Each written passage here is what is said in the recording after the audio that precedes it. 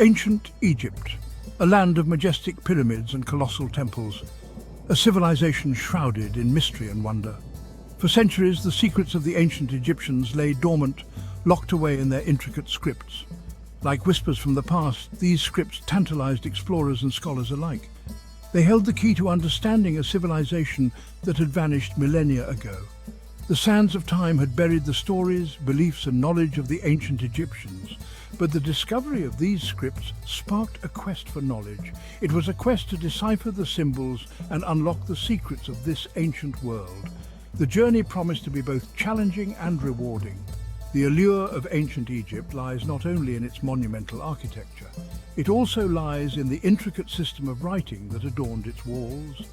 These inscriptions, a complex tapestry of symbols and figures, were not mere decorations. They were a sophisticated system of communication, a system that evolved over centuries, reflecting the changing needs of the Egyptian civilization. The study of ancient Egyptian scripts has illuminated our understanding of this remarkable civilization. It has brought us closer to the lives of the pharaohs, priests, and ordinary people who lived along the banks of the Nile.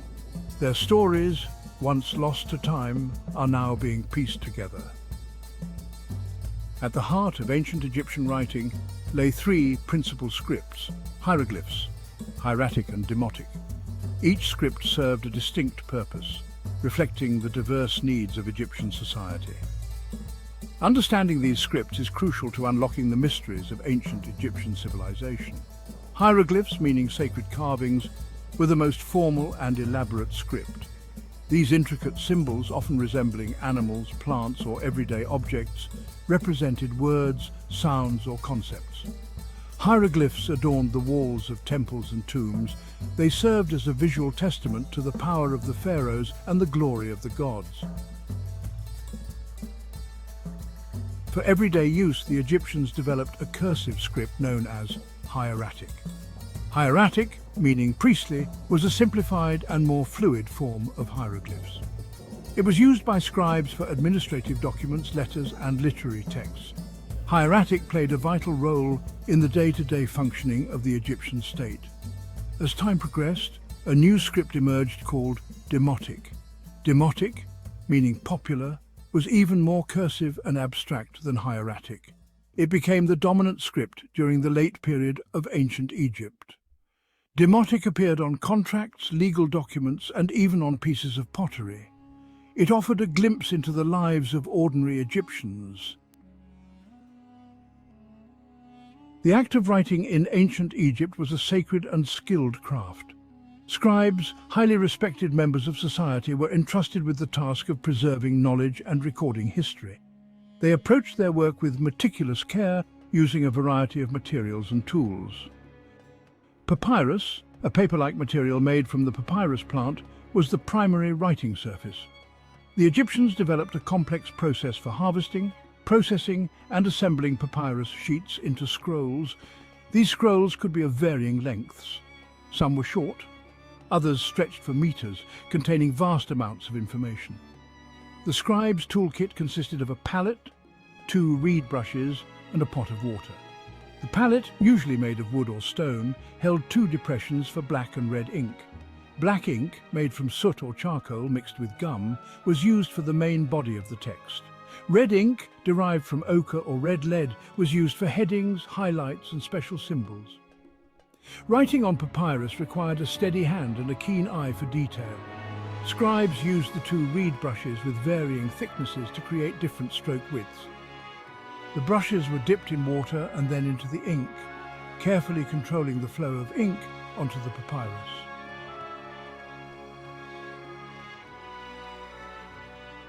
For centuries, the secrets of ancient Egyptian scripts remained hidden.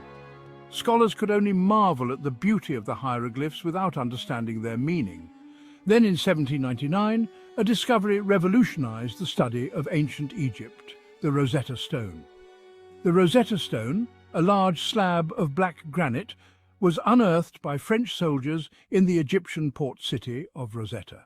It contained the same text inscribed in 3 different scripts: hieroglyphs, Demotic, and ancient Greek. This trilingual inscription proved to be the key to deciphering the ancient Egyptian language. The discovery of the Rosetta Stone ignited a wave of excitement among scholars worldwide. Here, at last, was a tool that could unlock the secrets of the hieroglyphs. The ancient Greek inscription, a language well known to scholars, provided a translation of the Egyptian texts. The process of deciphering the hieroglyphs was long and arduous. Scholars painstakingly compared the three scripts, looking for patterns and correspondences. They realized that certain hieroglyphs enclosed in ovals, known as cartouches, represented the names of pharaohs. This breakthrough paved the way for further discoveries.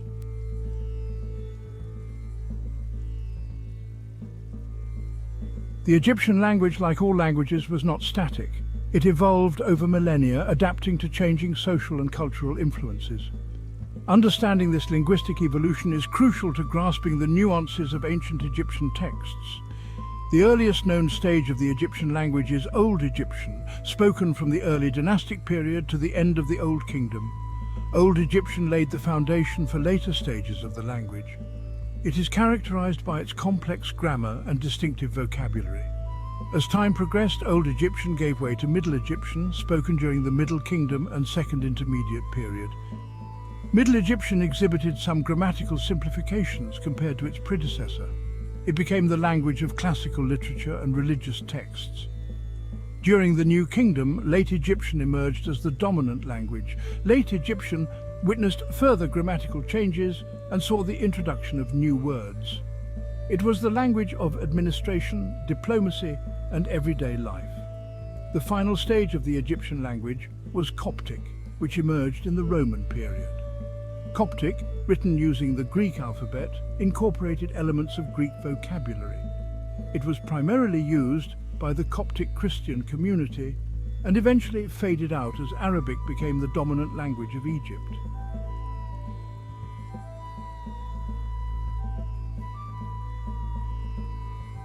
In the hierarchy of ancient Egyptian society, scribes held a position of great respect and influence. They were the guardians of knowledge, responsible for preserving and transmitting information across generations. Their skills were essential to the functioning of the Egyptian state. Becoming a scribe was a long and arduous process. Boys from elite families began their training at a young age. They spent years memorizing hieroglyphs, mastering grammar and learning the intricacies of Egyptian literature. Scribal schools were demanding environments. Discipline was strict. Students who excelled were rewarded with prestigious positions in the royal court or temples. The role of scribes extended far beyond simply writing. They served as administrators, accountants, priests, and even architects. Their knowledge of mathematics, astronomy, and engineering was crucial for building temples, surveying land, and managing complex irrigation systems. Scribes were not merely copyists. They were also creative thinkers and storytellers. They composed hymns to the gods, love poems, and tales of adventure. Their works provide invaluable insights into the beliefs, values, and daily lives of the ancient Egyptians.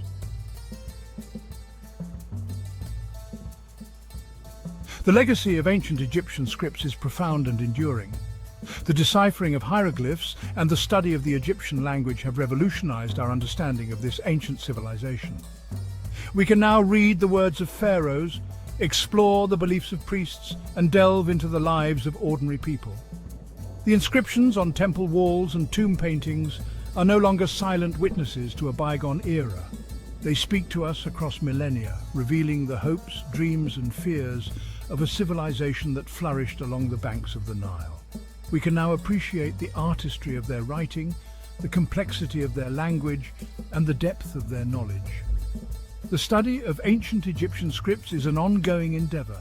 New discoveries are constantly being made, shedding further light on this fascinating civilization. Each inscription deciphered, each text translated, brings us one step closer to unraveling the mysteries of ancient Egypt.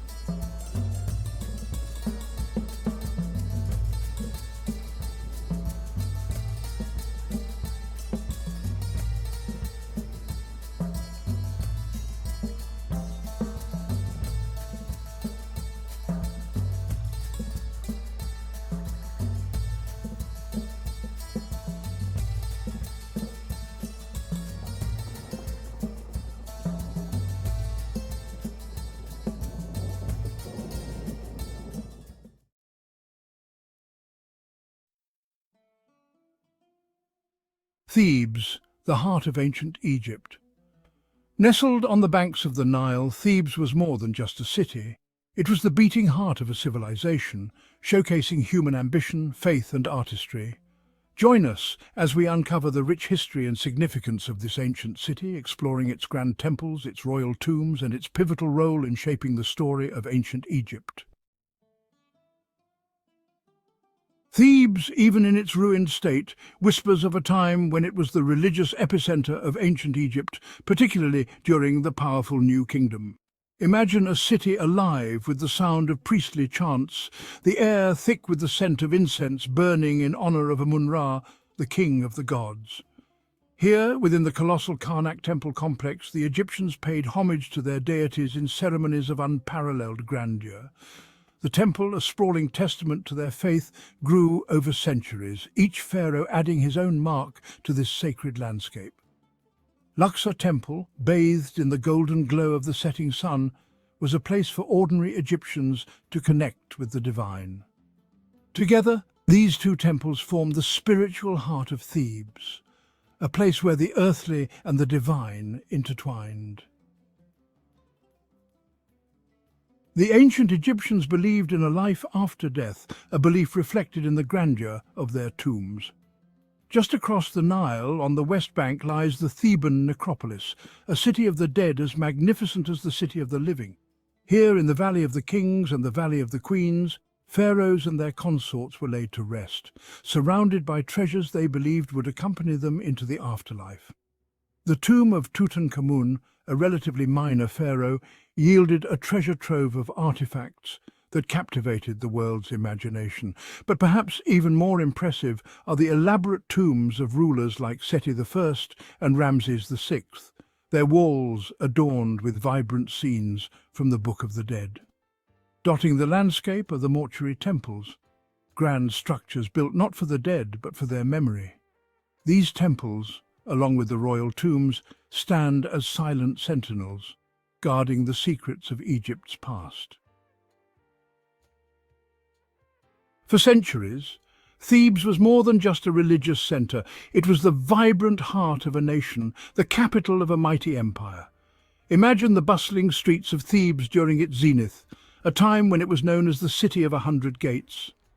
Thebes' rise to prominence began during the Middle Kingdom, when Mentuhotep II reunited the two lands after a period of division.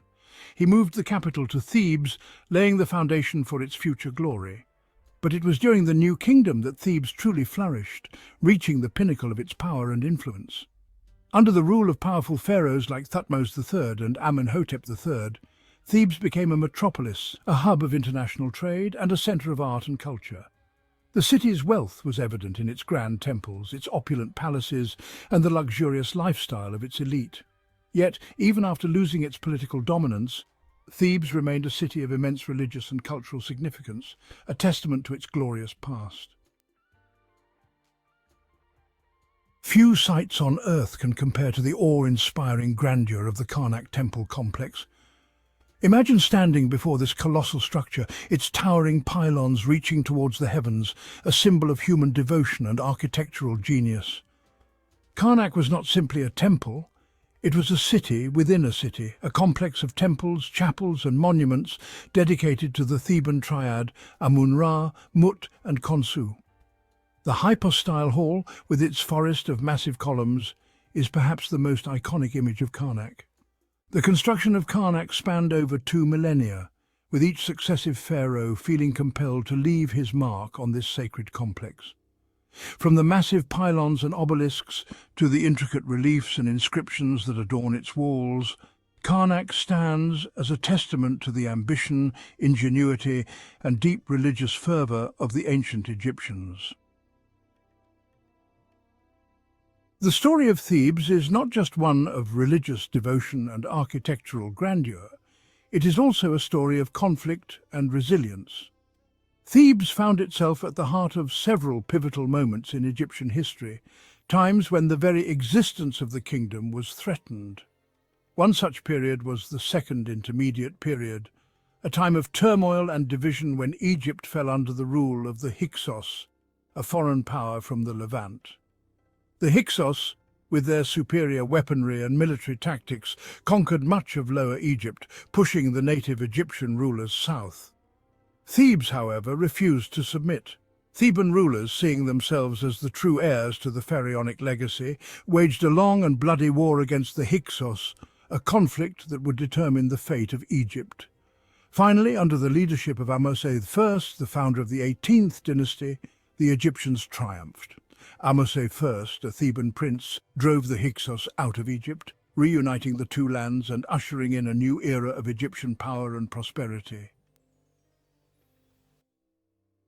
Thebes, at its zenith, was more than just a political and religious capital. It was the cultural heart of ancient Egypt, a city alive with creativity and artistic innovation. Imagine the workshops of Thebes, filled with skilled artisans, sculptors, painters, weavers, their hands bringing life to stone, wood and fabric, transforming them into works of breathtaking beauty. The tombs and temples of the Theban necropolis offer a glimpse into this vibrant artistic tradition. The walls of these structures are adorned with intricate murals and carvings, each one a masterpiece that speaks volumes about the artistic skill and the religious beliefs of the ancient Egyptians. Theban artists and craftsmen were renowned throughout the ancient world for their skill. Thebes became a center for the production of luxury goods, from exquisite jewelry and finely crafted furniture to colorful textiles and beautifully painted pottery. Thebes' rise to prominence was fueled, in part, by its strategic location. Situated on the banks of the Nile, the lifeblood of Egypt, Thebes controlled the agricultural wealth of the surrounding region. Thebes' location also made it a natural hub for trade. Caravans laden with exotic goods from Nubia to the south and Punt to the east converged on Thebes, bringing with them gold, ivory, ebony, incense and other treasures. The wealth generated by this trade enriched the city, filling the coffers of the pharaohs and enabling them to embark on ambitious building projects and military campaigns. The opulence of Thebes was evident in its grand temples and monuments, its luxurious palaces and the lavish lifestyle of its elite. Even the mightiest of empires are not immune to the tides of time. Thebes, for centuries the heart of a civilization, eventually experienced a slow decline, its power and influence waning as new powers rose to prominence in the ancient world. The first blow came in 663 BCE, when the Assyrian king Ashurbanipal sacked Thebes. The Assyrians, a ruthless and efficient military force, had conquered much of the Near East, and Egypt, weakened by internal strife and economic decline, was unable to withstand their onslaught. The sack of Thebes by the Assyrians was a traumatic event for the Egyptians. The city, once considered invincible, was plundered and burned, its temples desecrated, its treasures carried off to Assyria as spoils of war. Thebes never fully recovered from the Assyrian sack. Centuries later, under Roman rule, Thebes was again sacked, this time after a revolt against Roman authority. Thebes may lie in ruins, its grand temples and palaces reduced to rubble, but its story continues to resonate across the millennia. The remains of this once great city, spread across the modern-day city of Luxor, are now a UNESCO World Heritage Site, a testament to their enduring historical, architectural and cultural significance. The Karnak and Luxor temple complexes, the Valley of the Kings, the Valley of the Queens, and the numerous other tombs, temples and monuments scattered across the Theban necropolis offer an unparalleled glimpse into the world of ancient Egypt. Today, Thebes is one of Egypt's most popular tourist destinations, attracting visitors from all corners of the globe. Thebes was more than just a physical city. It was a powerful symbol woven deeply into the fabric of Egyptian mythology and religious belief. The Egyptians believed that Thebes was the earthly counterpart of the primordial mound that emerged from the waters of chaos at the beginning of creation. It was here, in the heart of Thebes, that the god Amun-Ra, the king of the gods, was said to have first emerged, bringing light and order to the world. Thebes' association with Amun-Ra elevated it to a position of supreme religious significance. The Opet festival, one of the most important events in the Egyptian religious calendar, was celebrated annually in Thebes. Thebes, in the eyes of the ancient Egyptians, was a sacred city, a place where the boundaries between the earthly and the divine were blurred.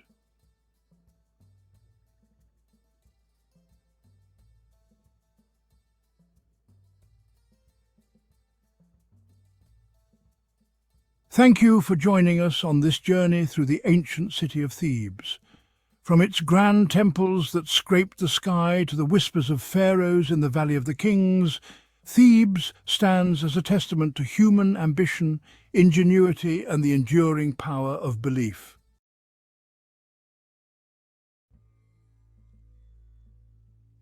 Deep in the heart of Nubia, where the Nile River flows through the sands of time, lies a land steeped in history and mystery.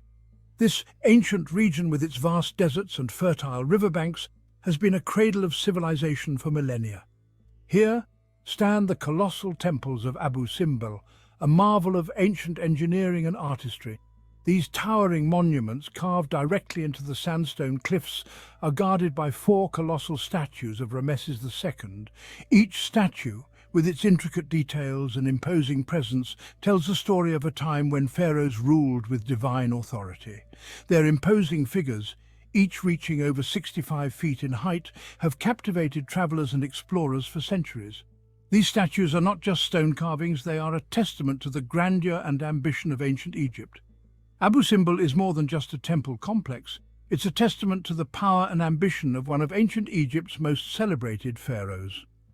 The walls of the temples are adorned with intricate hieroglyphics and carvings that depict the might and achievements of Ramesses II. The temple's location was strategically chosen. Nestled on the border between Egypt and Nubia, it served as a sentinel, watching over the lands and resources that were vital to the kingdom's prosperity. It sits on the border between Egypt and Nubia, a region rich in gold and other resources. The Nile River, flowing serenely nearby, was a lifeline, providing water, transportation and sustenance to the people of this ancient land. The imposing facade served as a powerful statement to any who dared to enter Egypt's southern frontier. It was a declaration of strength and a warning to potential invaders. It declared the might and authority of Ramesses II, reminding all of his dominion over these lands.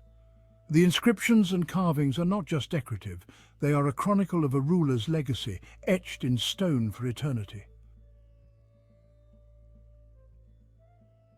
As the sun sets over Abu Simbel, casting long shadows over the statues, one can't help but feel a sense of awe. The guardians of Nubia stand as silent sentinels, watching over the land and its people, a reminder of a glorious past that continues to inspire and captivate. Under the starlit sky, the temples of Abu Simbel come alive with a mystical glow. The guardians of Nubia, bathed in the soft light, seem almost ethereal, as if whispering the secrets of the ages to those who listen. Visitors from around the world come to witness this marvel, their faces reflecting the wonder and admiration that these ancient guardians inspire. The legacy of Ramesses II and the grandeur of Abu Simbel continue to leave an indelible mark on all who behold them. Ramesses II, who reigned from 1279 to 1213 BC, is considered one of Egypt's greatest pharaohs. His reign was marked by ambitious building projects, military campaigns, and a flourishing of art and culture. Abu Simbel, his most impressive architectural achievement, was intended to immortalize his legacy and honor the gods of ancient Egypt.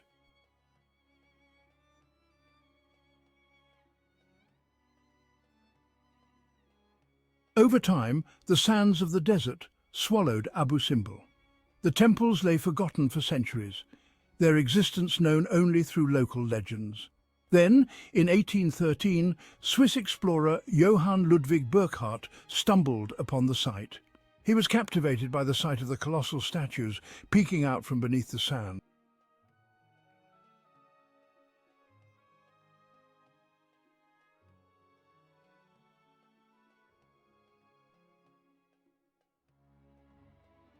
A monumental rescue, the Great Relocation. In the 1960s, the construction of the Aswan High Dam posed a significant threat to Abu Simbel. The rising waters of Lake Nasser, the reservoir created by the dam, would have submerged the temples entirely. To save this ancient wonder, UNESCO launched an unprecedented international rescue operation. The temples were carefully cut into massive blocks, each weighing between 20 and 30 tons. These blocks were then transported and reassembled on higher ground 200 feet above the original site. The relocation was a remarkable feat of engineering and international cooperation, ensuring the preservation of Abu Simbel for generations to come.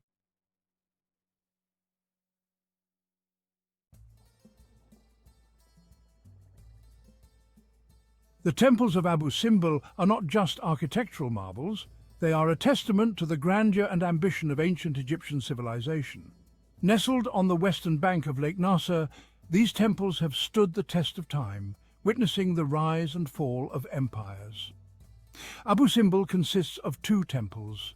These monumental structures were originally carved out of the mountainside during the reign of Pharaoh Ramesses II in the 13th century BC. They were intended to demonstrate the power and divine nature of the pharaoh. The larger temple, the Great Temple, is dedicated to Ramesses II himself, as well as the gods Amun, Ra-Horakhti and Ptah. The facade of the Great Temple is dominated by four colossal statues of Ramesses II, each standing over 20 meters tall, gazing out across the desert. The interior is a labyrinth of halls and chambers adorned with intricate reliefs and towering statues. These halls were designed to impress and inspire awe, with every surface covered in detailed carvings that tell the story of Ramesses II's reign and his divine right to rule. The small temple, is dedicated to Ramesses II's beloved wife, Queen Nefertari, and the goddess Hathor. This temple is equally impressive, with its own set of statues and carvings that celebrate the queen's beauty and grace. The walls of both temples are covered in detailed carvings. These carvings are not just decorative, they are a visual record of the beliefs, achievements, and daily life of the ancient Egyptians. These carvings depict scenes from Ramesses II's reign, including his military victories, religious ceremonies, and family life. They provide a glimpse into the world of ancient Egypt, showing us the pharaoh's prowess in battle, his devotion to the gods, and his role as a family man. The vibrant colors, miraculously preserved for millennia, bring these ancient stories to life. The hues of red, blue, yellow, and green are as vivid today as they were thousands of years ago, allowing us to connect with the past in a way that words alone cannot convey. As we explore these temples, we are not just looking at stone and paint. We are stepping into a world that has been carefully crafted to honor the gods and immortalize the legacy of one of Egypt's greatest pharaohs. One of the most remarkable features of Abu Simbel is its astronomical alignment. Twice a year, on February 22nd and October 22nd, the rising sun penetrates the Great Temple's inner sanctuary. The sunlight illuminates the statues of Ramesses II and the gods Amun and Ra-Horakhti, bathing them in a golden glow. This phenomenon, a testament to the ancient Egyptians' advanced understanding of astronomy, is believed to have coincided with significant events in Ramesses II's reign, such as his coronation or the start of the harvest season. The story of Abu Simbel is one of survival against all odds. Over the millennia, the temples have withstood the ravages of time, including natural disasters such as sandstorms and earthquakes. Yet they have remained remarkably well preserved, a testament to the skill and dedication of the ancient builders. From its creation by a powerful pharaoh to its rediscovery by intrepid explorers and its ultimate relocation to escape the rising waters, the history of Abu Simbel is a tale of human ingenuity and perseverance. The temples are a source of inspiration, reminding us of the incredible achievements of the past and the importance of preserving our cultural heritage. It serves as a powerful reminder of the enduring legacy of ancient Egypt and the importance of preserving our shared cultural heritage for generations to come.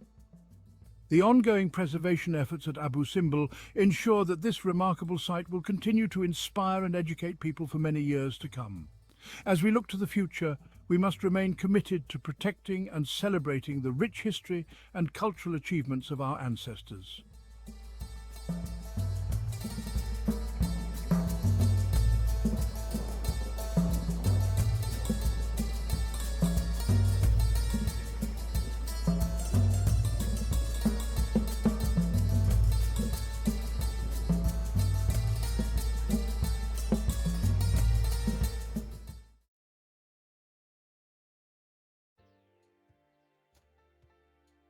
Death in ancient Egypt was not an end, but a transition, a pause before embarking on a perpetual journey to the afterlife.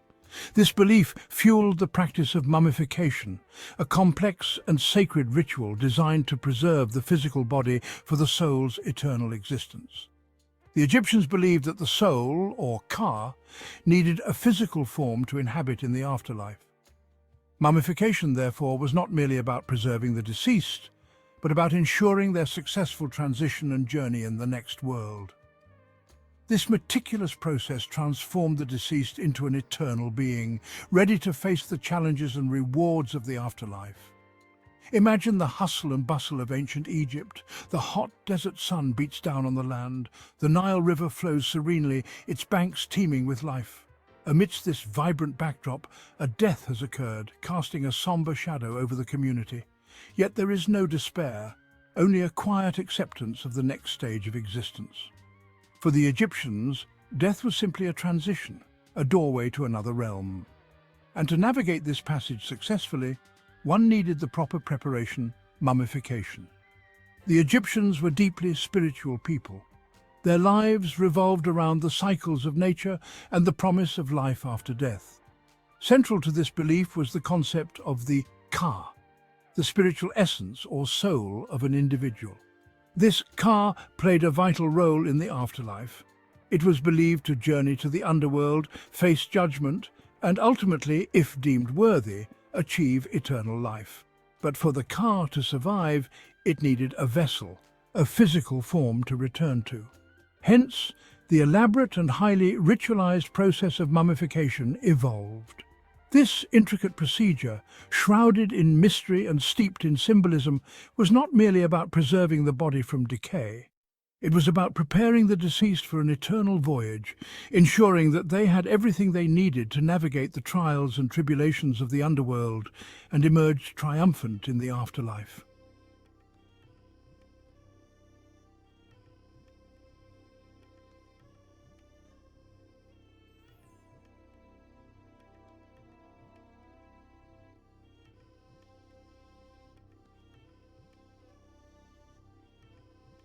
The intricacies of mummification varied greatly depending on social status and wealth. Elaborate procedures reserved for the elite, like pharaohs and high-ranking officials, involved meticulous organ removal and preservation, using expensive resins and perfumes. Commoners, however, received a more simplified version, often involving less intricate organ treatment and simpler wrappings. Interestingly, even animals held a place in the afterlife. Beloved pets and animals deemed sacred, like cats, were often mummified, their treatment reflecting the reverence they held in Egyptian society. Imagine the bustling workshops of the embalmers, the air thick with the scent of exotic spices and resins. Here, amidst glistening tools and linen bandages, the bodies of the deceased were received with utmost care and reverence. Yet, not all were treated equally. Ancient Egyptian society, much like our own, was stratified, with social standing playing a significant role in life and death. The pharaohs, considered divine rulers, received the most elaborate and costly mummification. Their bodies were meticulously prepared, organs carefully removed and placed in special containers called canopic jars, and the body cavities cleansed and filled with precious resins and perfumes. The process could take up to 70 days to complete, a testament to the importance placed on ensuring the pharaoh's successful transition to the afterlife. High-ranking officials and nobles also received elaborate mummifications, though not as opulent as the pharaohs.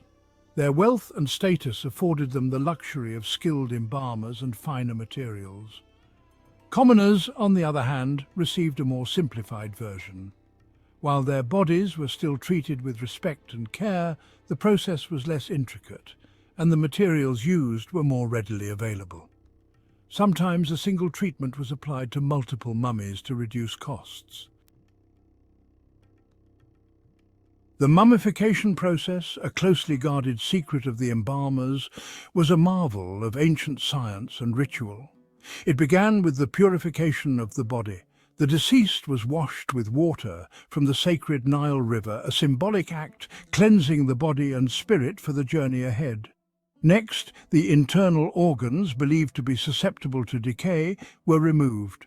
This delicate procedure, performed with specialized tools, involved extracting the lungs, liver, stomach, and intestines. Only the heart, the seat of intelligence and emotion, was left intact, for it would be needed in the afterlife during the weighing of the heart ceremony. The removal of the organs marked a critical stage in the mummification process. It was not a haphazard or purely practical procedure, but a deeply symbolic act. The Egyptians believed that the body needed to be as intact as possible for the afterlife, but they also recognized the problem of decomposition.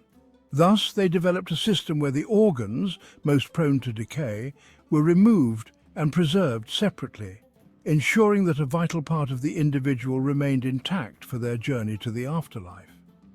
Once removed, the organs were thoroughly cleansed and treated with natron, a naturally occurring salt mixture found in the desert which acted as a desiccant, drawing out moisture and preventing decay.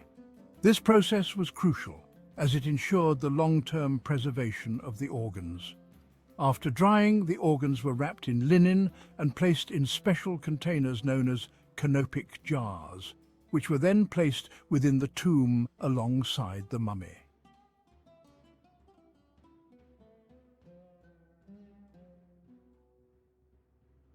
Section 4. Safeguarding the Essence. Canopic Jars and the Four Sons of Horus. The canopic jars were more than just containers. They were intricate works of art imbued with religious significance. Each jar was adorned with the head of a deity, each representing one of the four sons of Horus, the falcon-headed god of kingship. These sons, Imseti, Hapi, Duamutef, and Kebesenuef, were tasked with protecting specific organs. Imseti, with a human head, guarded the liver. Hapi, with the head of a baboon, protected the lungs.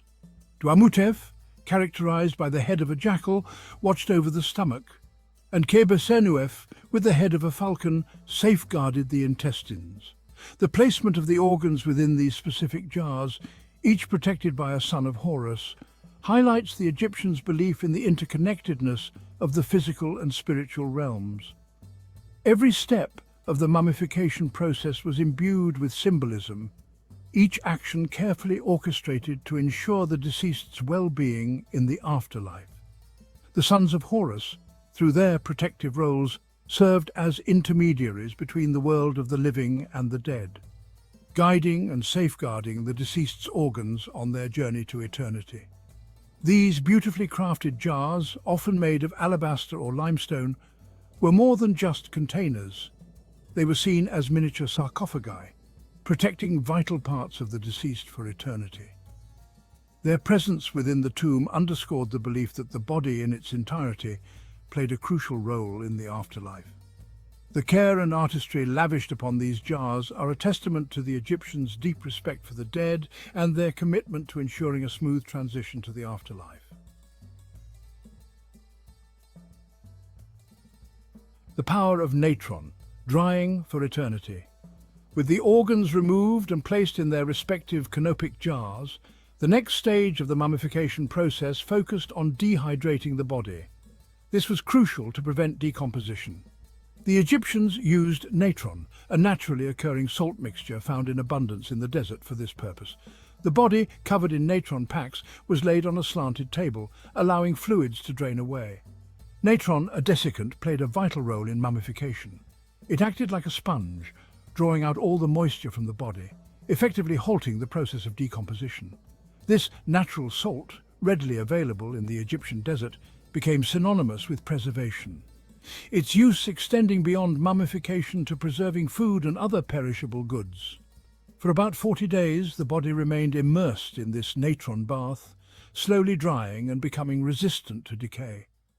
The embalmers, skilled in their craft, regularly checked the progress, ensuring the body was dehydrating properly.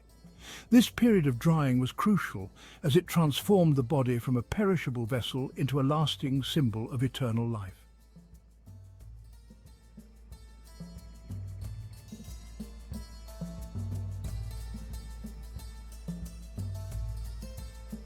Don't forget to like, share and subscribe for more fascinating historical explorations.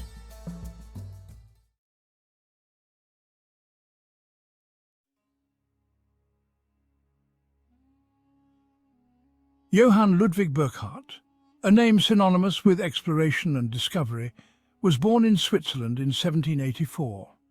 He grew up in a privileged family, receiving a classical education that ignited a passion for history and languages.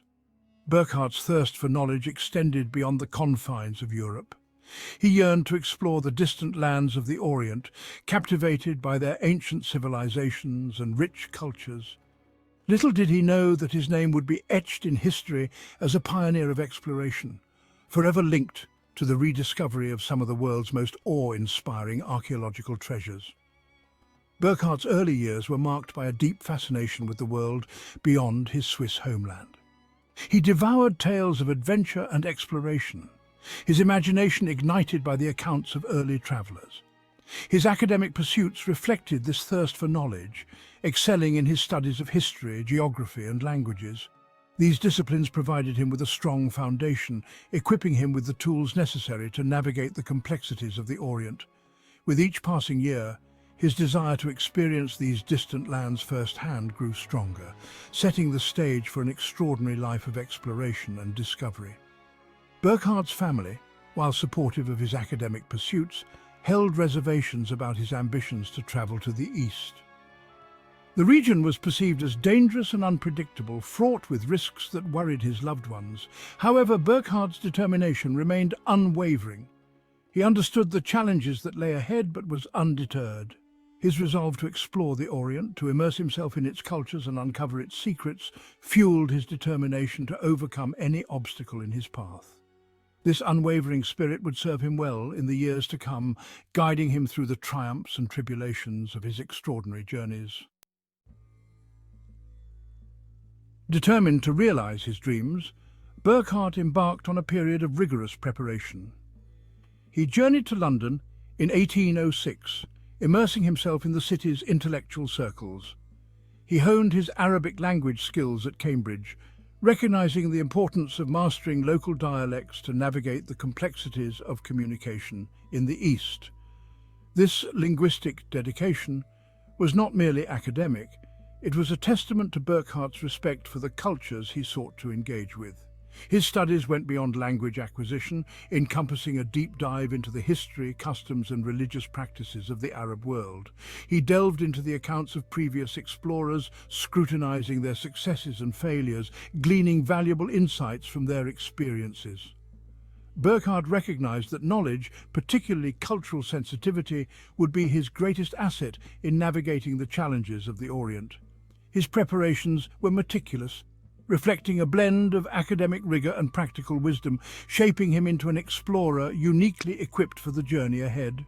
In 1809, under the auspices of the African Association, a London-based organization dedicated to exploring the African continent, Burckhardt embarked on his journey to Cairo. This marked the beginning of his transformation from a scholar into an explorer, stepping out of the libraries and lecture halls and into the heart of the unknown. The voyage to Cairo was arduous, fraught with the challenges of sea travel during that era. Yet, Burckhardt faced each obstacle with unwavering determination, his spirit buoyed by the knowledge that he was one step closer to realizing his lifelong dream. His arrival in Cairo marked the beginning of his immersive experience in the Arab world. He dedicated himself to perfecting his Arabic, adopting local customs, and immersing himself in the rhythms of life along the Nile. He understood that to truly connect with the people and places he aimed to explore, he needed to blend in, to shed the persona of a European outsider and embrace the guise of a traveler who respected and appreciated the nuances of their culture. This commitment to cultural immersion would prove invaluable in the years to come, enabling him to gain access to places and people that had remained hidden from the outside world. Donning the persona of Sheikh Ibrahim ibn Abdallah, a guise meticulously crafted to blend into local communities, Burckhardt embarked on his exploration of the Ottoman Empire's southern regions. This strategic adoption of a local identity was essential for his safety and success. It allowed him to navigate sensitive religious and cultural landscapes, facilitating interactions with local populations who might have been wary of a European traveller. His disguise was more than just a change of clothes. It was an embodiment of his commitment to respectful exploration. In 1812, while journeying through the rugged landscapes of present-day Jordan, Burckhardt encountered Bedouin tribesmen who spoke of a hidden city carved into the sandstone cliffs. Intrigued by their descriptions, he persuaded them to guide him to this mysterious place, unaware that he was about to rediscover one of antiquity's most spectacular lost cities, Petra. The journey was fraught with challenges, navigating treacherous terrain and negotiating with wary locals. Yet Burckhardt's perseverance, fueled by a thirst for discovery, led him to the very heart of this hidden wonder. As he stood before the treasury, Petra's most iconic monument, carved with astonishing detail into the sheer rock face, Burckhardt was awestruck. He meticulously documented the ruins, sketching detailed drawings and recording intricate measurements. He recognized the historical significance of his discovery, understanding that he was rediscovering a lost civilization, a testament to the ingenuity and artistry of the Nabatean people. His meticulous documentation, carried out under the guise of a simple traveller, would prove crucial in reintroducing Petra to the world. Despite his awe at the grandeur of Petra, Burckhardt remained committed to his assumed identity. He knew that revealing his true purpose could jeopardize his safety and limit his access to other hidden treasures. He feigned disinterest, downplaying the significance of the ruins to avoid arousing suspicion. This act of calculated indifference, a testament to his adaptability and quick thinking, allowed him to complete his exploration of Petra and continue his journey, carrying with him the knowledge of a rediscovered wonder that would captivate the world's imagination. Burckhardt's journey continued southward, leading him to Egypt, a land steeped in ancient history. He immersed himself in the study of hieroglyphics, recognizing the importance of deciphering these ancient scripts to unlock the secrets of Egypt's past.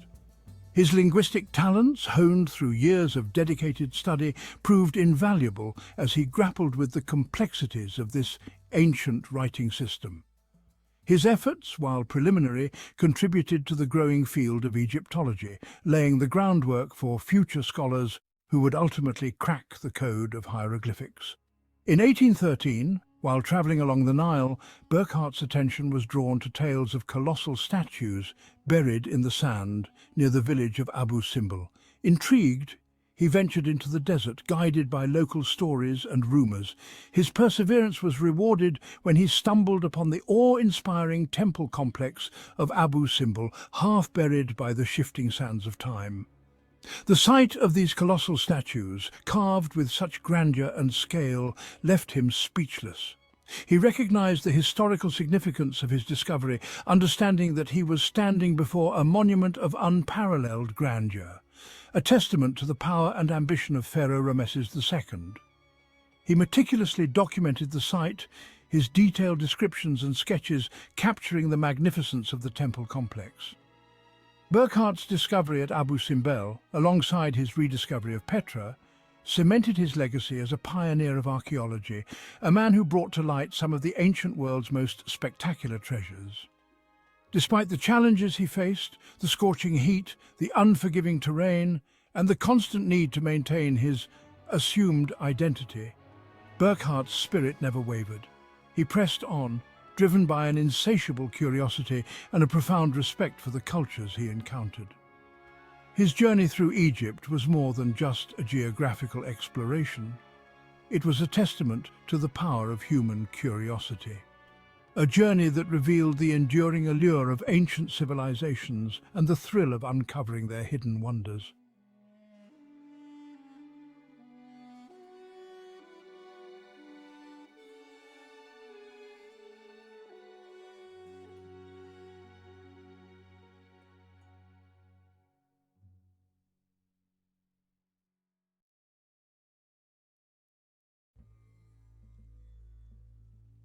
Deep in the heart of the Sinai Peninsula, amidst a rugged and unforgiving landscape, rises a mountain shrouded in mystery and legend. This is a place where the harshness of the desert meets the sublime beauty of nature, creating a setting that feels both timeless and otherworldly. Mount Sinai, known also as JBLMWS, Jabal Musa in Arabic, meaning Moses' mountain, has captivated the hearts and minds of people for millennia.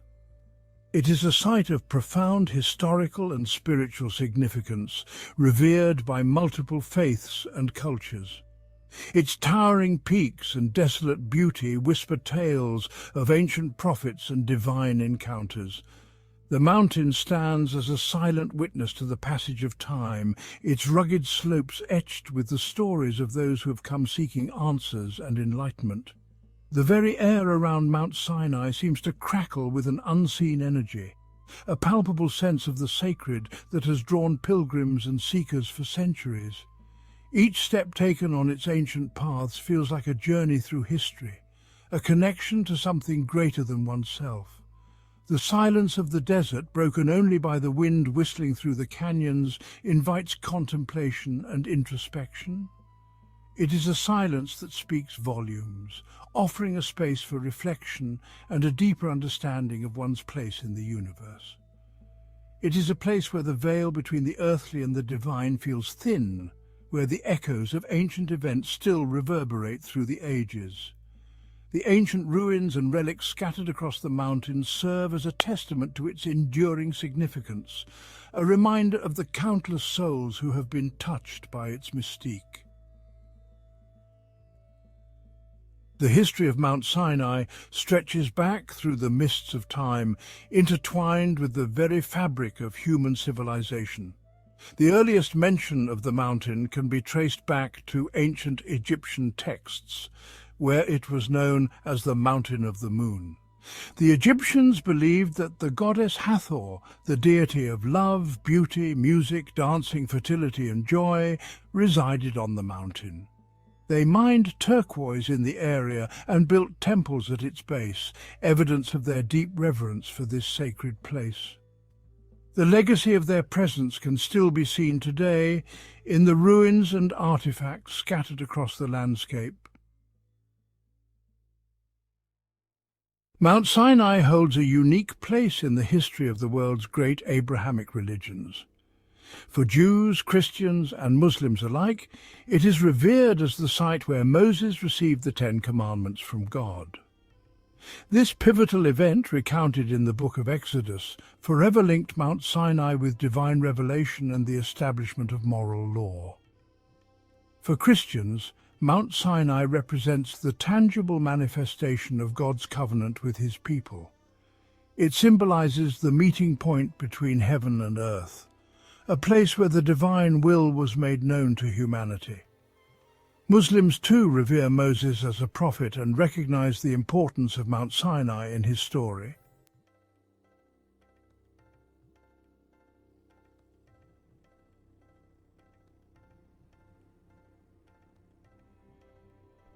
Over the centuries, Mount Sinai has become a tapestry woven with the threads of different cultures and beliefs. This sacred mountain stands as a testament to the rich history and spiritual significance that it holds for so many people around the world. Bedouin tribes, who have called the Sinai Desert home for generations, have their own stories and traditions associated with the mountain. These nomadic people have passed down their legends and customs through countless generations, each adding their own layer to the mountain's mystique. They believe that the mountain is inhabited by jinn, or spirits, and treat it with respect and reverence. The Bedouins' rituals and practices are deeply intertwined with the natural landscape, reflecting a profound connection to the earth and the unseen forces they believe dwell within it. For many, a visit to Mount Sinai is a deeply spiritual experience, a pilgrimage to a place where they can connect with the divine and reflect on the deeper meaning of life. Pilgrims from various faiths come here seeking solace, enlightenment, and a sense of peace that only such a sacred site can provide. The mountain has a way of stripping away the superficial and revealing the raw essence of the human spirit. In the quiet moments at the summit, one can feel a profound sense of clarity and purpose, as if the mountain itself whispers ancient truths to those who are willing to listen. Beyond its religious and historical significance, Mount Sinai is also home to a surprising array of natural wonders. Hidden within its canyons and valleys are ancient rock formations, secret springs, and a diverse range of plant and animal life. The mountain is a haven for ibexes, gazelles, and other desert creatures that have adapted to its harsh conditions. In an age of globalization and technological advancement, it is easy to feel disconnected from the natural world and the spiritual dimensions of life. Yet, Mount Sinai stands as a timeless reminder of the enduring power of faith, the beauty of the natural world, and the interconnectedness of all things. Whether one is drawn to Mount Sinai for its religious significance, its historical legacy, or simply its raw natural beauty, the mountain has a way of leaving an indelible mark on the soul. It is a place that challenges, inspires, and ultimately transforms.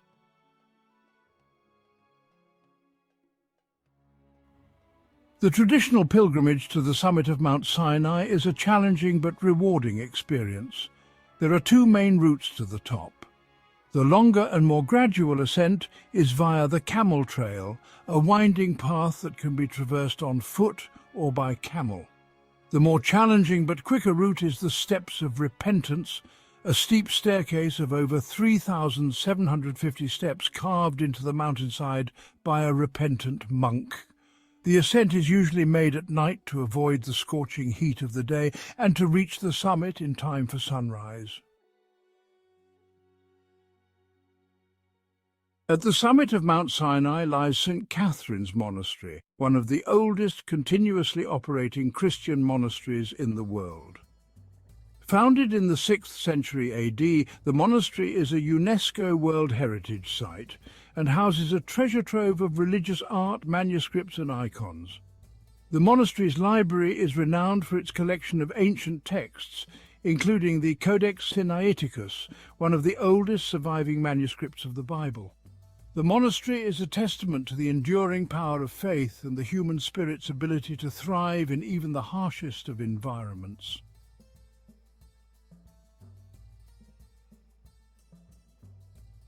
Mount Sinai stands as a timeless symbol of faith, history, and natural wonder. For millennia, its towering peaks have drawn pilgrims, adventurers, and seekers from all over the world. Its story is interwoven with the very fabric of human civilization, and its legacy continues to inspire and intrigue us today. As long as humans gaze up at the stars and ponder the mysteries of life, Mount Sinai will continue to hold a special place in our hearts and imaginations. It is a place where the veil between heaven and earth feels thin, where the whispers of the divine can still be heard in the wind.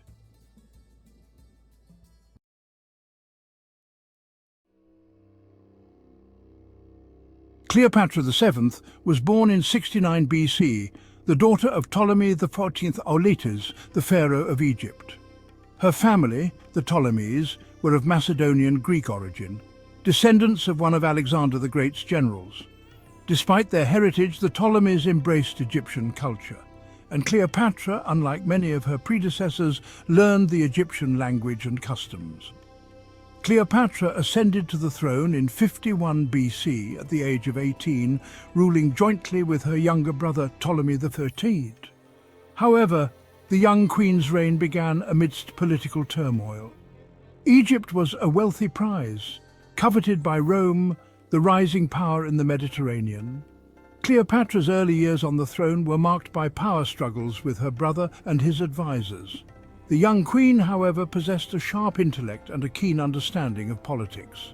She was determined to secure her position and restore Egypt to its former glory. The joint rule of Cleopatra and Ptolemy XIII was fraught with tension.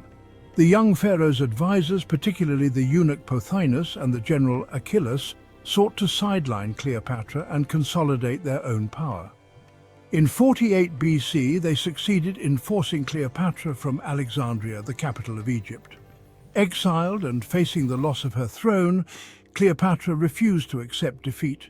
She gathered an army in southern Egypt, determined to reclaim her birthright. Meanwhile, a new player entered the Egyptian stage. Julius Caesar, the powerful Roman general, arrived in Alexandria, pursuing his rival Pompey the Great. Cleopatra saw an opportunity in Caesar's arrival. She famously smuggled herself into Alexandria, reportedly hidden in a rug, to plead her case directly to the Roman general. Caesar, impressed by her intelligence and charisma, agreed to support her claim to the throne. Caesar's intervention in Egyptian affairs led to a brief but fierce conflict known as the Alexandrian War. Caesar, with Cleopatra's forces, faced the army of Ptolemy XXXIII. The war culminated in a decisive battle on the Nile River, where Ptolemy's forces were routed, and the young pharaoh himself drowned while trying to escape.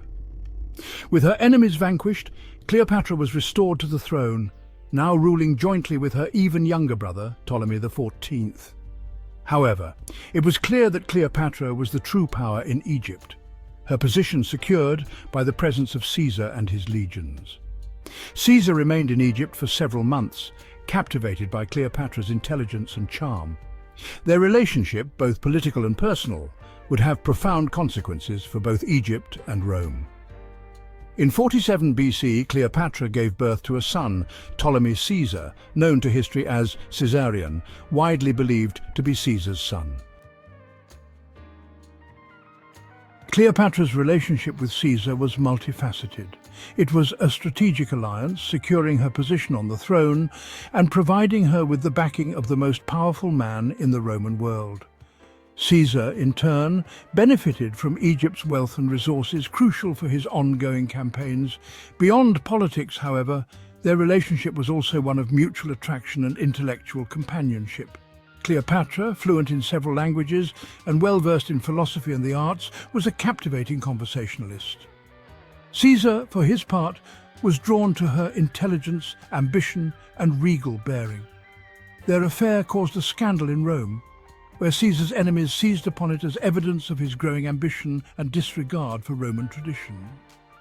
Cleopatra, however, remained unfazed by Roman gossip. She accompanied Caesar to Rome in 46 BC, where she was received with a mixture of curiosity and disapproval.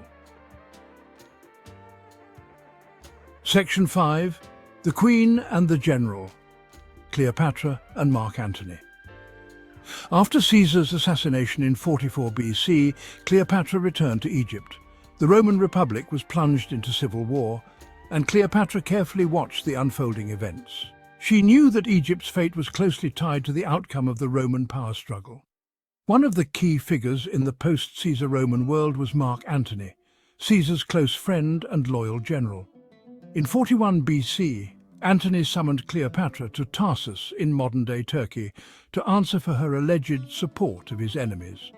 Cleopatra, ever the strategist, saw this as an opportunity to forge a new alliance with a powerful Roman leader. She arrived in Tarsus in grand style, sailing up the Cydnus River on a lavishly decorated barge dressed as the goddess Aphrodite. Antony, known for his love of luxury and spectacle, was completely captivated. Section 6. The Eastern Dream, Cleopatra and Antony's Ambitions. Cleopatra and Antony's relationship quickly blossomed into both a passionate love affair and a strategic alliance. They shared a vision of a powerful Eastern empire, with Egypt at its heart, challenging the dominance of Rome. Cleopatra provided Antony with financial and military support, crucial for his campaigns against Caesar's assassins and his rivals for power in Rome. Their alliance, however, was viewed with suspicion and hostility in Rome. Antony's enemies portrayed Cleopatra as a manipulative seductress, bent on ensnaring him and using him to further her own ambitions.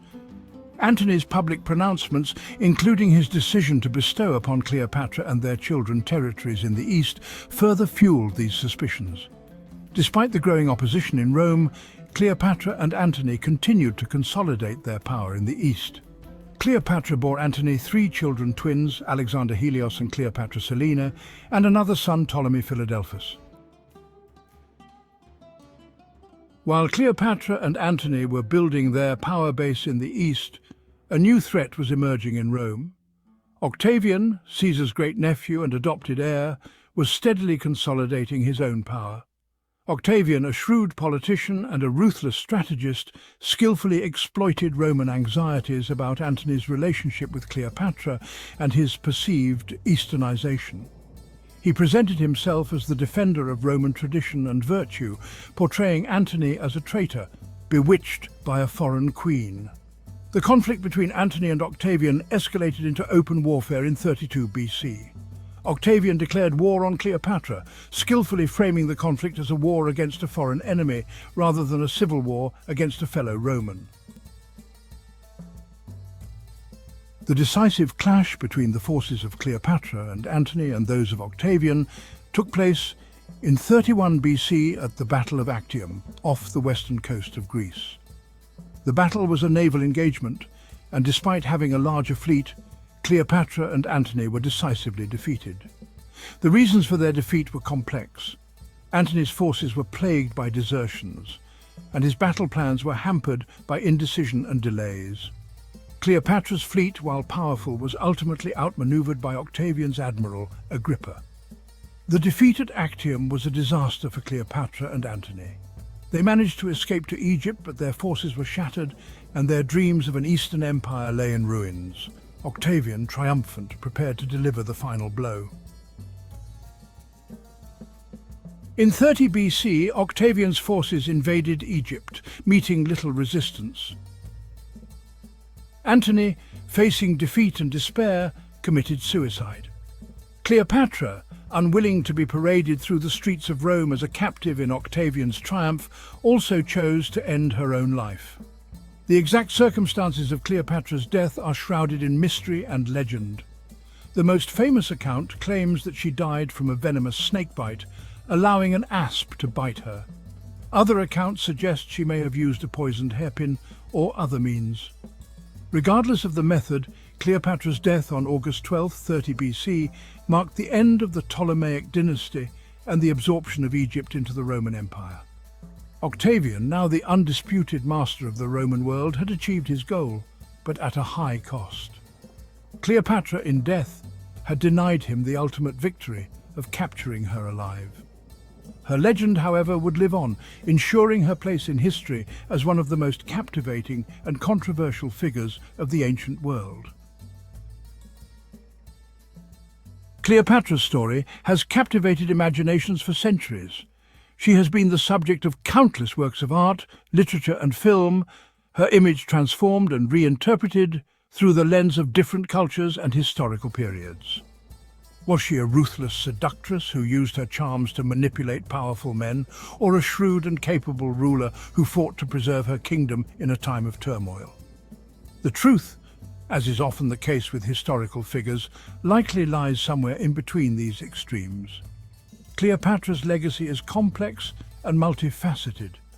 She was the last pharaoh of Egypt, a queen who navigated the treacherous waters of Roman politics with intelligence and determination. She was a lover, a mother, and a ruler who left an indelible mark on history. Her story, a blend of political intrigue, passionate romance, and ultimate tragedy, continues to fascinate and inspire, ensuring that Cleopatra's legend will endure for generations to come.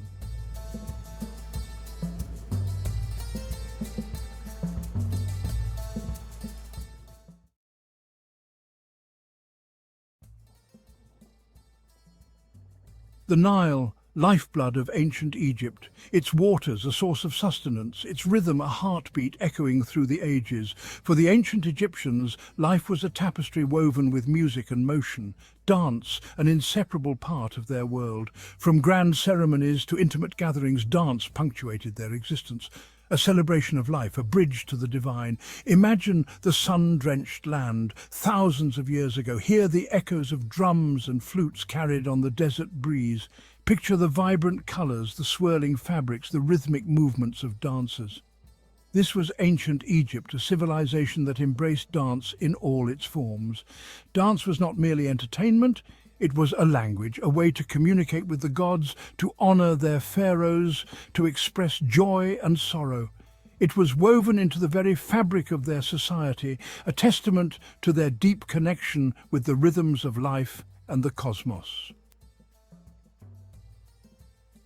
The walls of ancient Egyptian tombs and temples whisper stories. Stories told not just in hieroglyphs and carvings, but in vibrant images of dancers.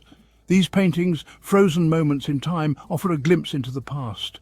They capture the grace, the athleticism, and the sheer joy of dance in ancient Egypt. Look closely at the murals. Notice the elegant postures of the dancers, their limbs contorted in seemingly impossible positions. See the energy radiating from their bodies, the smiles on their faces.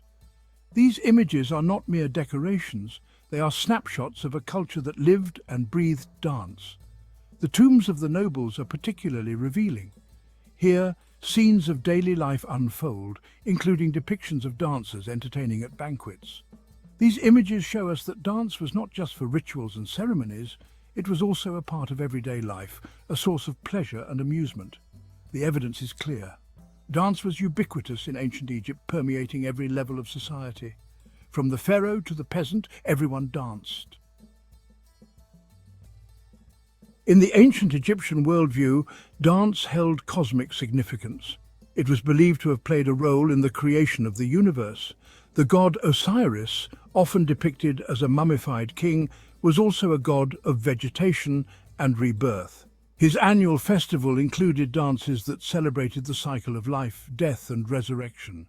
Pharaohs used dance to assert their authority and connect with the divine. They performed rituals and dances to reinforce their status as intermediaries. These performances were grand spectacles designed to inspire awe. The said festival was a jubilee celebration performed by pharaohs after 30 years of rule. It included rituals and dances to rejuvenate the pharaoh's strength. Dance was a powerful tool to connect with the divine and ensure cosmic order.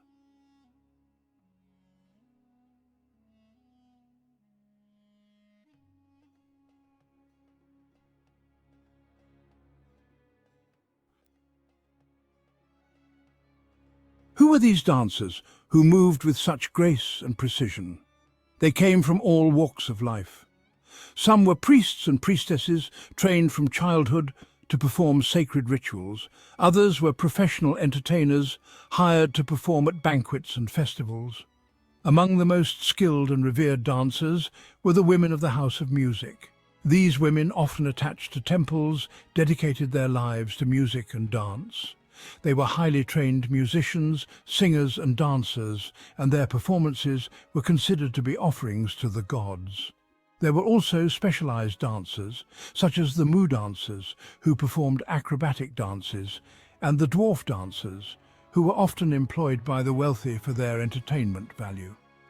Regardless of their status, all dancers played an important role in Egyptian society, using their bodies and movements to connect with the divine, to entertain, and to tell stories.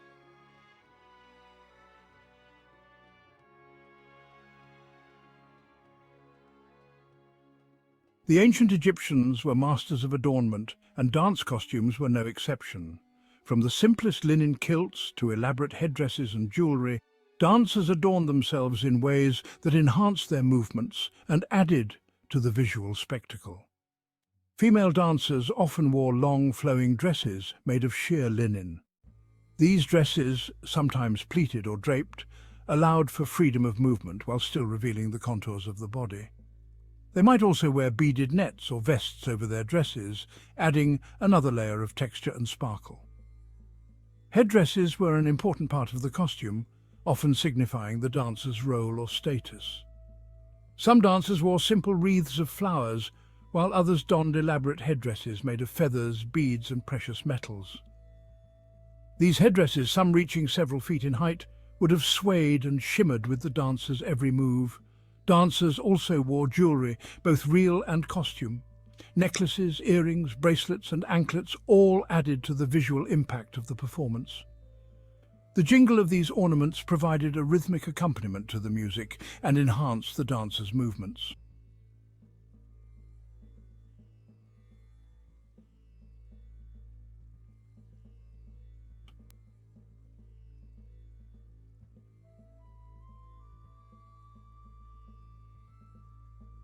No discussion of ancient Egyptian dance would be complete without mentioning the music.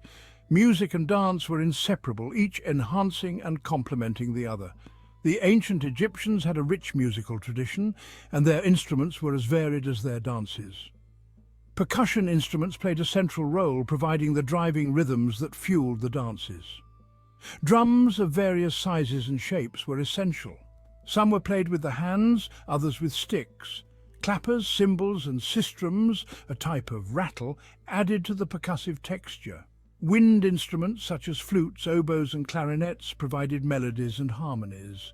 The flute, in particular, was a popular instrument, its haunting sound evocative of both joy and sorrow. String instruments such as harps, lyres and lutes added depth and richness to the music. Imagine the sound of these instruments combined with the rhythmic clapping and chanting of the audience. The music would have been both exhilarating and hypnotic, transporting the dancers and viewers alike to another realm.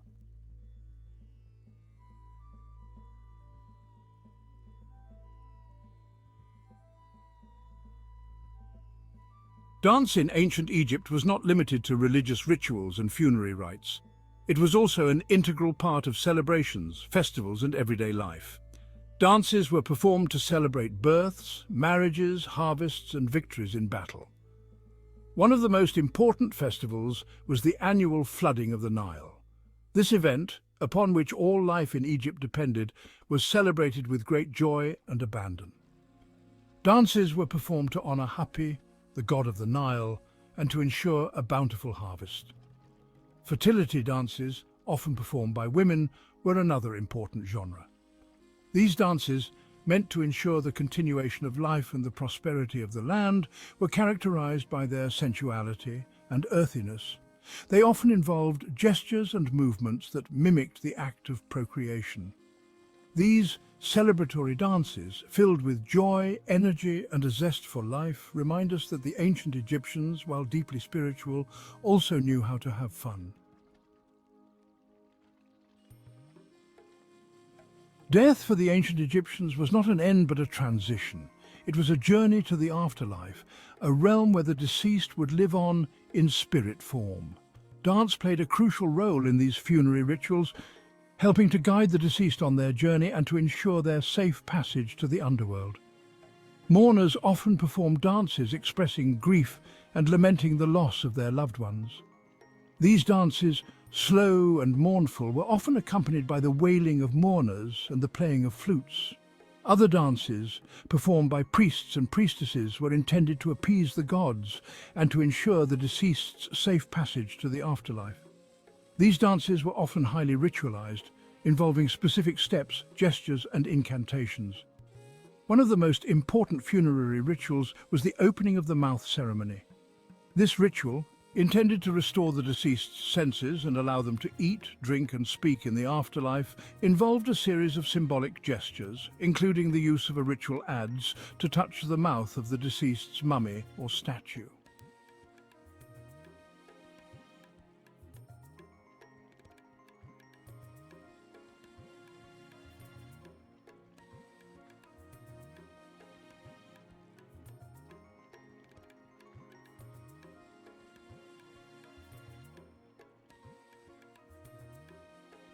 The sands of time have buried much of ancient Egyptian civilization, yet the echoes of their dances still resonate. We find them in the graceful movements of belly dance, a dance form with roots in ancient Egyptian rituals and traditions. The undulating torso, the fluid arm movements, the emphasis on feminine grace and sensuality. These elements of belly dance can be traced back to the dances depicted in ancient Egyptian art. While the exact steps and movements have evolved over the centuries, the essence of ancient Egyptian dance lives on. The influence of ancient Egyptian dance can also be seen in other art forms. From the stylized movements of Egyptian folk dances to the choreography of modern ballets and operas inspired by ancient Egyptian themes.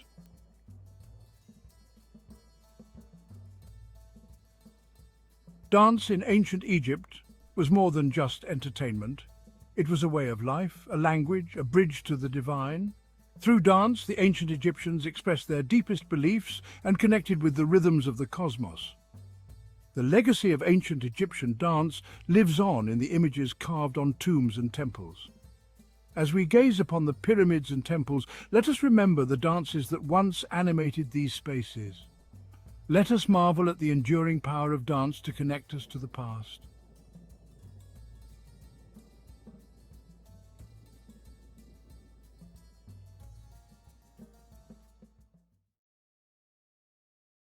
Howard Carter's name is synonymous with ancient Egypt, a name that echoes through the annals of history.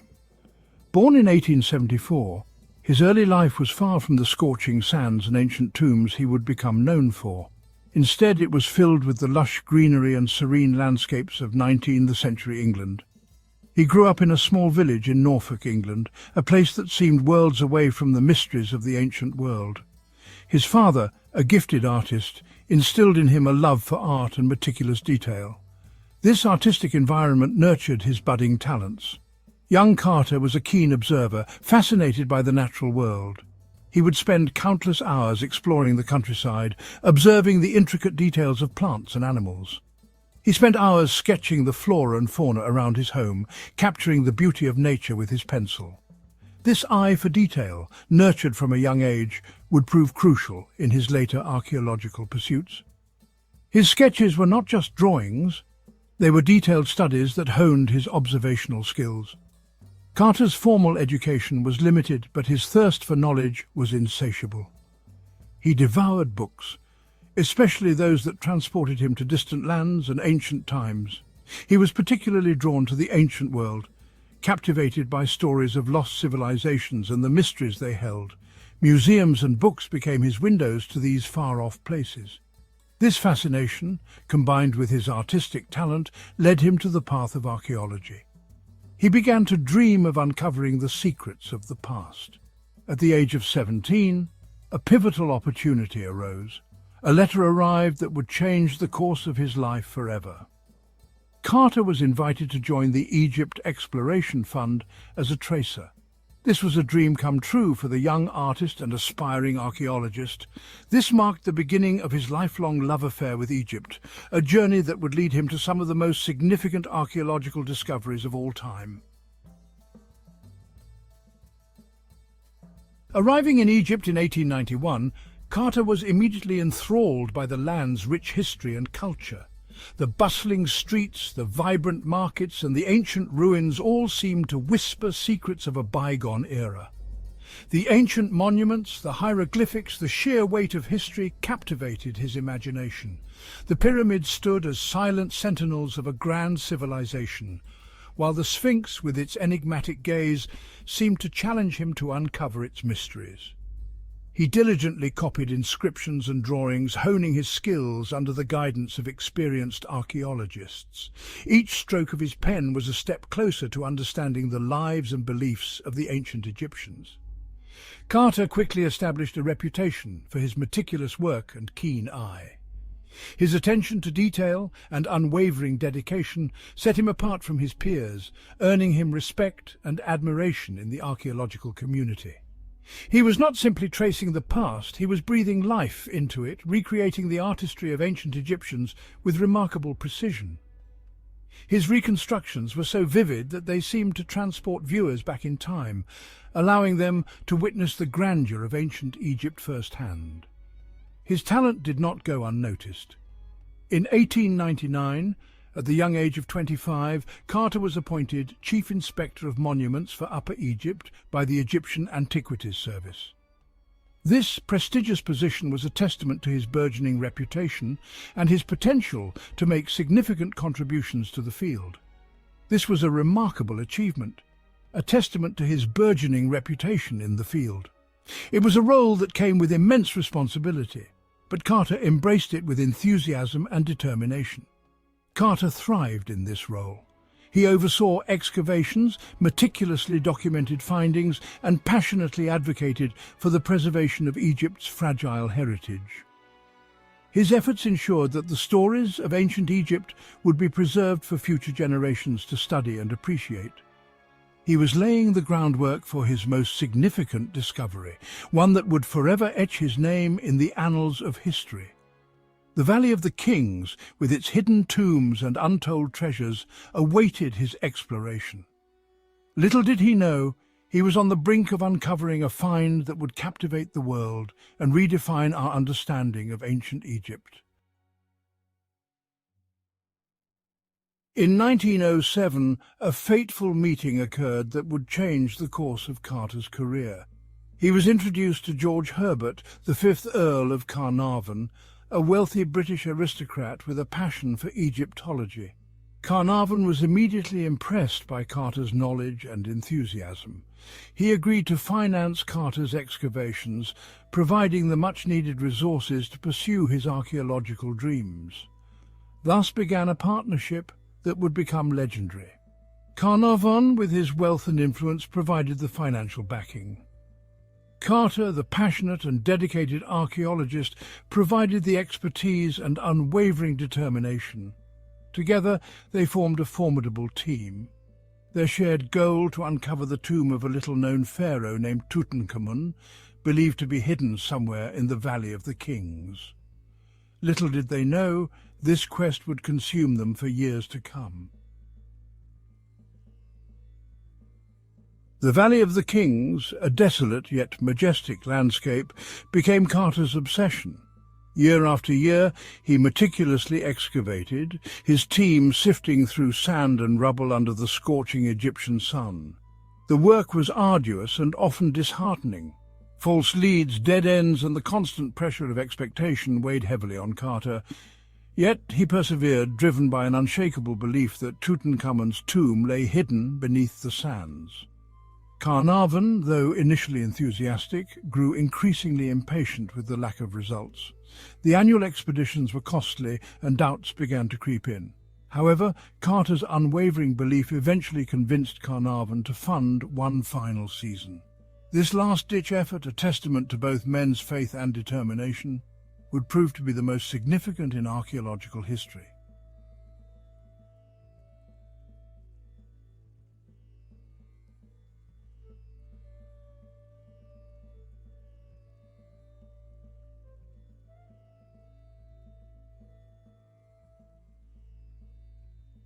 A fateful discovery, uncovering the steps to Tutankhamun's tomb. November 4th, 1922, dawned like any other day in the Valley of the Kings. The air was crisp and the golden hues of the rising sun bathed the ancient landscape in a mystical glow. Carter's team, weary from years of toil, began work on a new section, clearing debris near the tomb of Ramesses VI. They had been at this for so long, their hopes often dashed by false leads and empty chambers. As they dug, they stumbled upon a series of steps cut into the rock. The discovery was unexpected, a glimmer of hope in their relentless pursuit. Excitement rippled through the team. The air buzzed with anticipation and the possibility of a monumental find. Could this be it? Could this be the entrance they had been tirelessly searching for?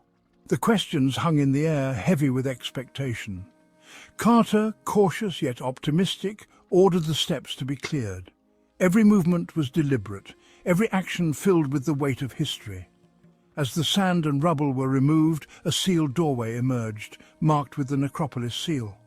Hope surged through Carter. This seal was a sign, a promise of something extraordinary. This was no ordinary tomb.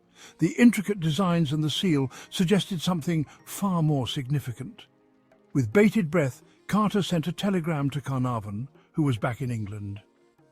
The message was brief but filled with excitement and urgency. At last have made wonderful discovery in Valley, a magnificent tomb with seals intact, recovered same for your arrival, congratulations. The words were simple, yet they carried the weight of years of effort and dreams. The world was about to rediscover Tutankhamun. This was the beginning of a journey that would captivate the imagination of millions and rewrite history. As Carter and his team delved deeper into the tomb, they uncovered a treasure trove of artifacts. Each item, meticulously crafted, told a story of a bygone era. The sheer opulence of the burial goods was staggering, revealing the immense wealth and craftsmanship of ancient Egypt. From golden chariots to intricate jewellery, the tomb was a testament to the grandeur of Tutankhamun's reign.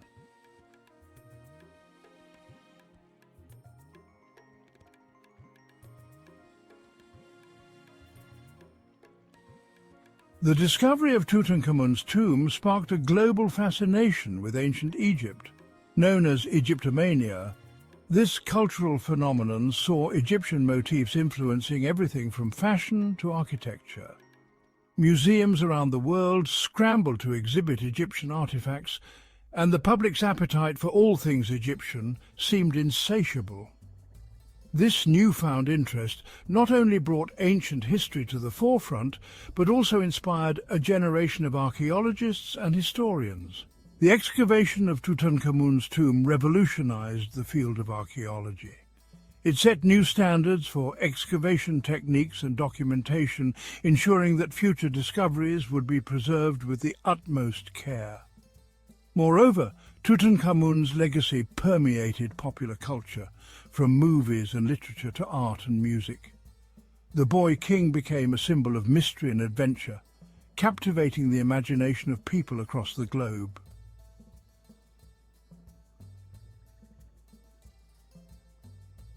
Even today, the allure of Tutankhamun endures. His tomb remains one of the most visited sites in Egypt, drawing millions of tourists each year. The treasures of Tutankhamun continue to tour the world, enchanting audiences with their beauty and historical significance. The story of the boy king, discovered almost a century ago, still resonates, reminding us of the timeless fascination with ancient Egypt and its enigmatic pharaohs.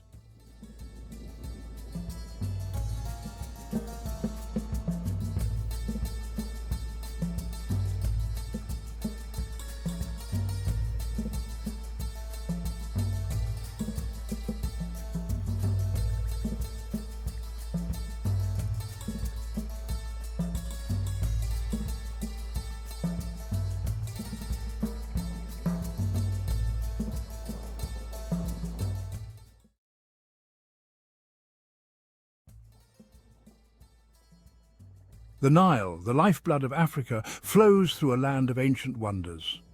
Along this journey, it encounters Nubia, a land as rich and enigmatic as the river itself. Nubia, nestled in modern-day Sudan and southern Egypt, was a land of strategic importance. It was a gateway between the Mediterranean world and the heart of Africa. Nubia's significance was not lost on the ancient Egyptians. They called it Tarseti, the land of the bow, in recognition of the famed Nubian archers. These skilled warriors were highly sought after in Egyptian armies. Gold, ivory, ebony, and exotic animals flowed from the heart of Africa, through Nubia and into Egypt. The Egyptians, recognizing this, sought to control Nubia, leading to centuries of complex interactions. The story of Nubia and Egypt is one of conflict and cooperation, of cultural exchange and intertwined destinies. Nubia was a land of abundance, blessed with resources coveted by its northern neighbour, Egypt. Gold, shimmering and precious, was perhaps the most sought-after treasure. Nubia's gold mines, located deep within its mountainous terrain, became a source of fascination and desire for the Egyptians. Beyond gold, Nubia was a land of exotic wonders. Ebony, a dark, fine-grained wood, was prized for its beauty and durability. Ivory from the tusks of elephants was carved into exquisite ornaments and works of art. Animal skins, precious stones, and aromatic resins all flowed north from Nubia, enriching the Egyptian economy and culture. Trade routes, traversing the Nile and crossing the desert, connected Nubia and Egypt. Caravans laden with goods carried not just material wealth, but also ideas and cultural practices. This interaction, driven by economic necessity and fueled by the Nile's bounty, laid the foundation for a relationship that would endure for millennia. The relationship between Nubia and Egypt was not always harmonious. The allure of Nubia's riches, coupled with its strategic importance, often led to conflict. Egyptian pharaohs, eager to secure their borders and control the flow of valuable resources, launched military campaigns into Nubia. Despite the conflicts, periods of peaceful coexistence and cooperation punctuated the tumultuous history. Trade flourished during these times of peace, with both civilizations benefiting from the exchange of goods and ideas. Nubian rulers, eager to secure their own power and legitimacy, sometimes sought alliances with the Egyptian pharaohs. Royal marriages, a common diplomatic tool in the ancient world, cemented these alliances and fostered cultural exchange. Nubian princesses, renowned for their beauty and grace, were welcomed into the Egyptian royal court. Similarly, Egyptian scribes, artisans and officials traveled south to Nubia, spreading Egyptian ideas and technologies. The two civilizations, though often at odds, were bound by the shared waters of the Nile and the intricate tapestry of human interaction. The interactions between Nubia and Egypt extended far beyond the battlefield and the marketplace. Nubians, drawn by opportunity or brought as captives of war, became an integral part of Egyptian society. Their skills as archers, warriors and administrators were highly valued, and many rose to positions of prominence within the Egyptian hierarchy. Nubian archers, renowned for their accuracy and discipline, were a common sight in Egyptian armies. Beyond the military, Nubians excelled in administration and governance. Egyptian records mention Nubian scribes, officials and even governors who managed Egyptian provinces. These individuals, often highly educated and multilingual, navigated the complexities of Egyptian bureaucracy and contributed to the efficient running of the empire. Nubian artisans, musicians, dancers and laborers contributed to the vibrancy of Egyptian culture.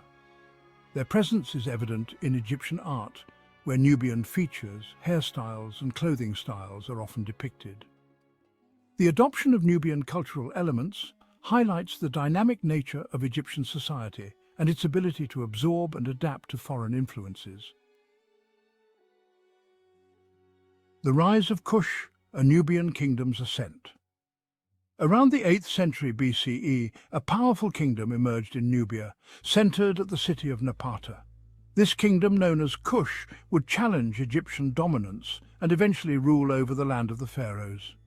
The Kushites, deeply influenced by Egyptian culture, adopted many of its customs and beliefs.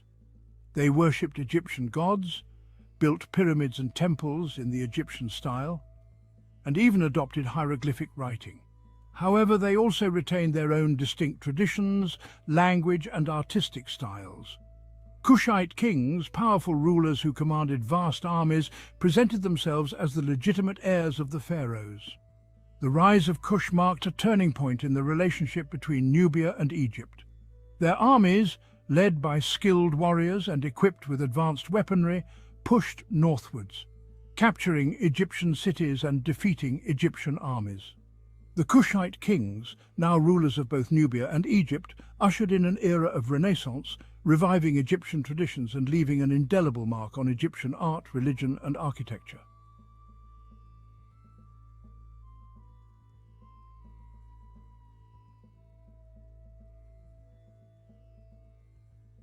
The 25th dynasty, established by the Kushite king Paya around 747 BCE, marked a significant moment in Egyptian history.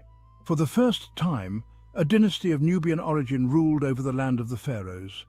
These black pharaohs left a lasting impact on Egyptian culture, religion, and architecture. They revitalized Egyptian traditions, ushering in a period of artistic and religious renewal. The Kushite pharaohs were devout patrons of the Egyptian god Amun, restoring temples and monuments dedicated to him. They embraced traditional Egyptian artistic conventions, commissioning colossal statues and intricate reliefs. They also introduced elements of their own Kushite heritage, blending Egyptian motifs with Nubian styles. The story of Nubia and Egypt is not simply a tale of two separate civilizations. It is a testament to the power of cultural exchange. The blurring of boundaries, and the creation of a shared heritage. Over centuries of interaction, Nubian and Egyptian cultures intertwined, each influencing and enriching the other. While Nubia adopted Egyptian religious beliefs, artistic styles, and even language, Egypt was equally open to Nubian influences. Nubian music, dance, and fashion found their way into the Egyptian court and society. Nubian gods and goddesses were incorporated into the Egyptian pantheon. The Egyptian language itself borrowed words and phrases from Nubian languages, a testament to the close interaction between the two peoples.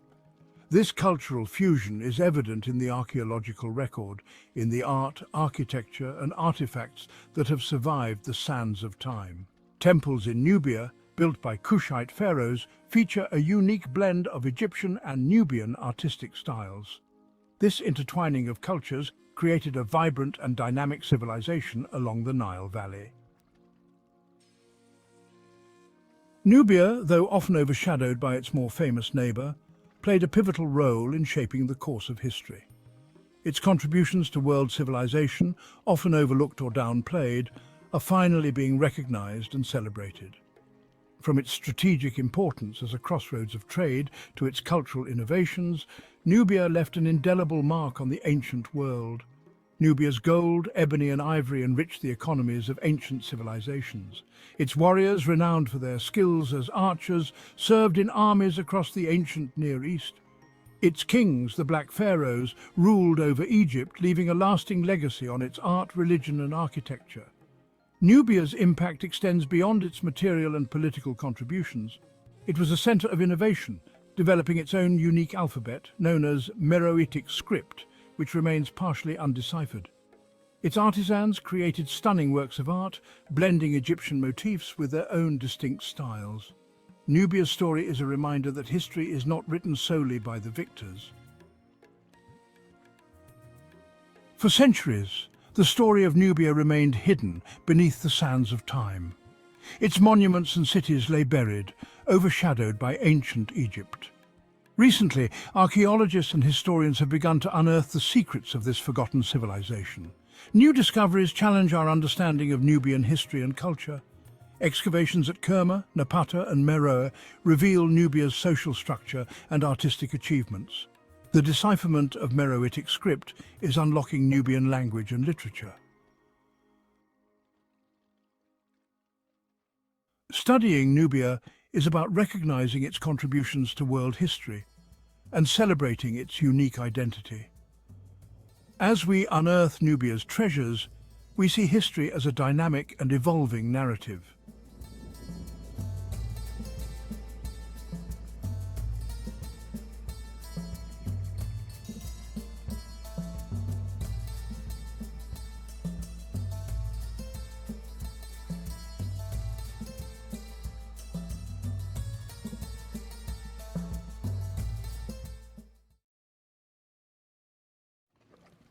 The Rosetta Stone is one of the most famous ancient artifacts in the world.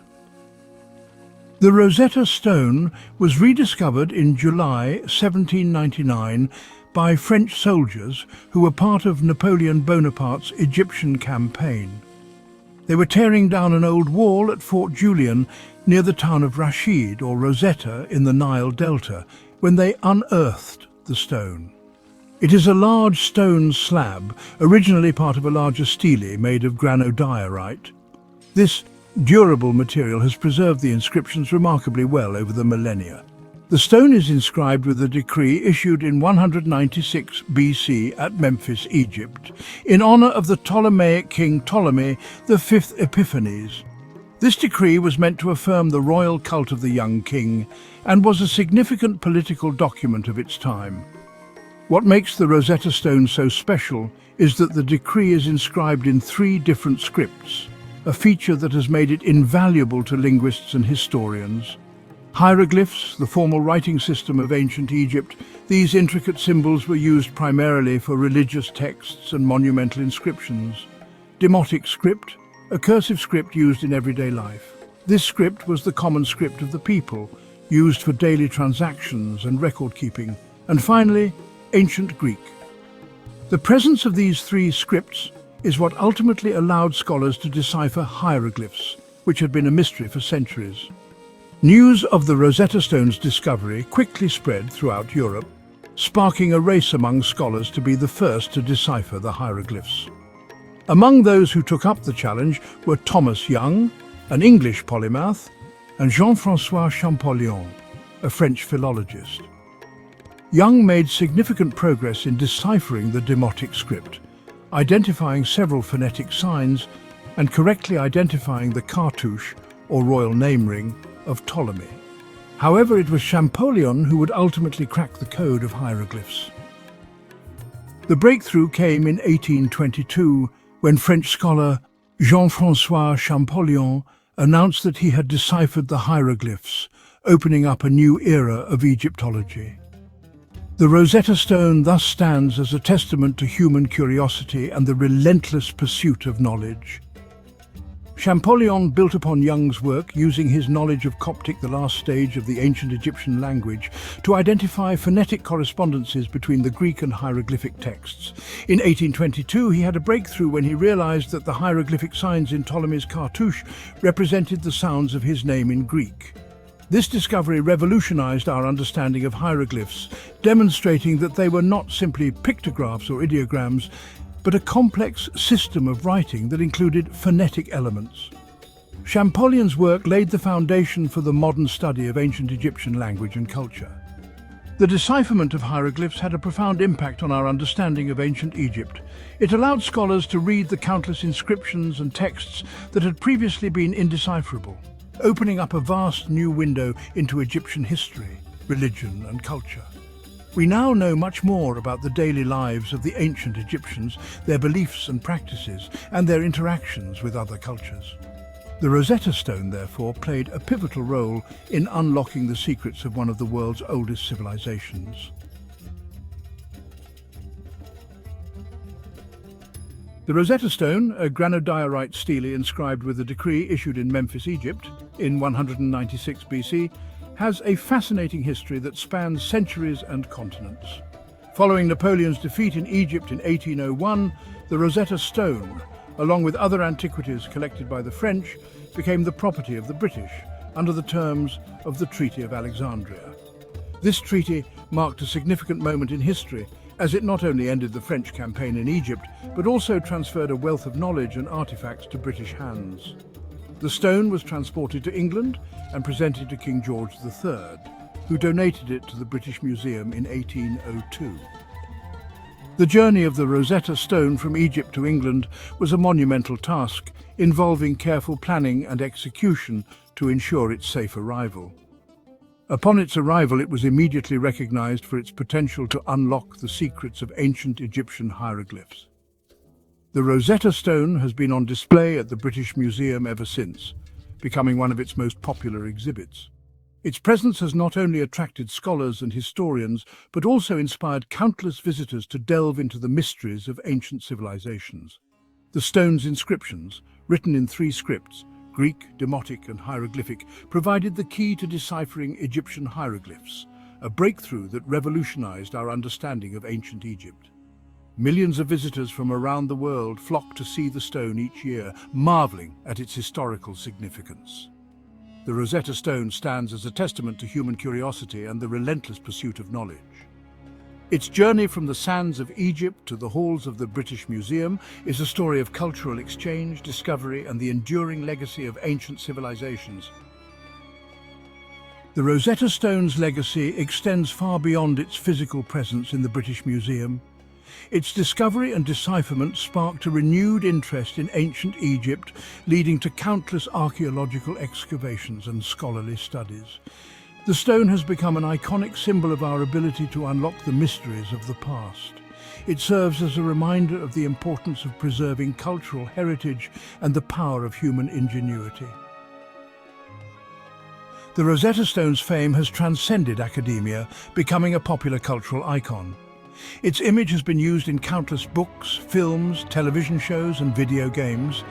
The phrase Rosetta Stone has even entered the English lexicon as a metaphor for anything that holds the key to understanding a complex problem or mystery. The Rosetta Stone is more than just a stone slab with inscriptions. It is a key that unlocked the secrets of ancient Egypt, a civilization that flourished thousands of years ago along the banks of the Nile River. It is a tangible link to one of the world's oldest civilizations, a bridge connecting us to a time when pharaohs ruled and monumental pyramids were constructed. The Rosetta Stone is a testament to the enduring power of language, showcasing the intricate hieroglyphics that once conveyed the stories, laws, and beliefs of an ancient people. It stands as a symbol of our insatiable curiosity about the past, driving scholars and archaeologists to uncover the mysteries that lie beneath the sands of time. Its discovery and decipherment revolutionized our understanding of ancient Egypt, providing the key to translating hieroglyphics and opening up a vast new window into a world that had long been shrouded in mystery. This newfound knowledge allowed us to piece together the history, culture, and daily life of a civilization that had been lost to the ages, revealing the grandeur and complexity of ancient Egyptian society. The Rosetta Stone continues to captivate and inspire us today, drawing visitors from around the world to marvel at its inscriptions and the stories they tell. It serves as a reminder of the enduring power of human curiosity, the drive to explore, learn, and understand our past. The importance of preserving our shared cultural heritage cannot be overstated, as it connects us to our roots and helps us understand the journey of humanity through the ages. The Rosetta Stone is a beacon of this heritage, a timeless artifact that continues to illuminate the path of discovery.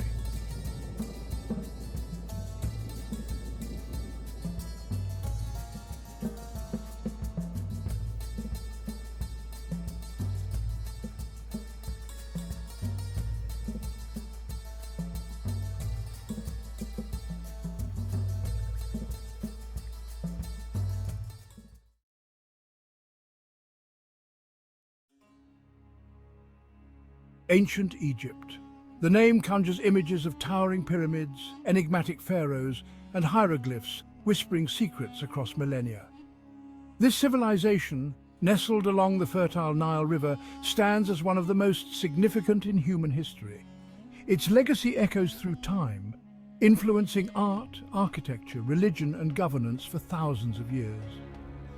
Emerging around 3000 BC, ancient Egypt blossomed in a period when most of the world was still grappling with rudimentary forms of society. This remarkable civilization, with its sophisticated systems of writing, government, and cosmology, left an indelible mark on the trajectory of human development. From the moment its first dynasty took power to the twilight of its final pharaoh, ancient Egypt was a beacon of innovation and culture. Its story is a tapestry woven from the threads of ambition, faith, and the relentless pursuit of order in a world often defined by chaos. Before the rise of the pharaohs, Egypt was a land divided. The vast and fertile Nile River Valley was home to numerous small communities and tribes, each with its own customs, beliefs, and ways of life. These communities were spread across the length of the Nile, from the delta in the north to the cataracts in the south. Two prominent kingdoms, Upper and Lower Egypt, emerged as dominant forces in this fragmented landscape. Upper Egypt, located in the southern part of the country, was characterized by its narrow strip of fertile land along the Nile, while Lower Egypt, in the north, encompassed the broad and marshy delta region. Each kingdom had its own ruler, known as a king, and distinct cultural practices that reflected their unique environments and ways of life. The unification of these two lands under a single ruler marked a pivotal moment in Egyptian history. This monumental event not only brought an end to the long-standing rivalry between Upper and Lower Egypt, but also ushered in the era of pharaonic rule.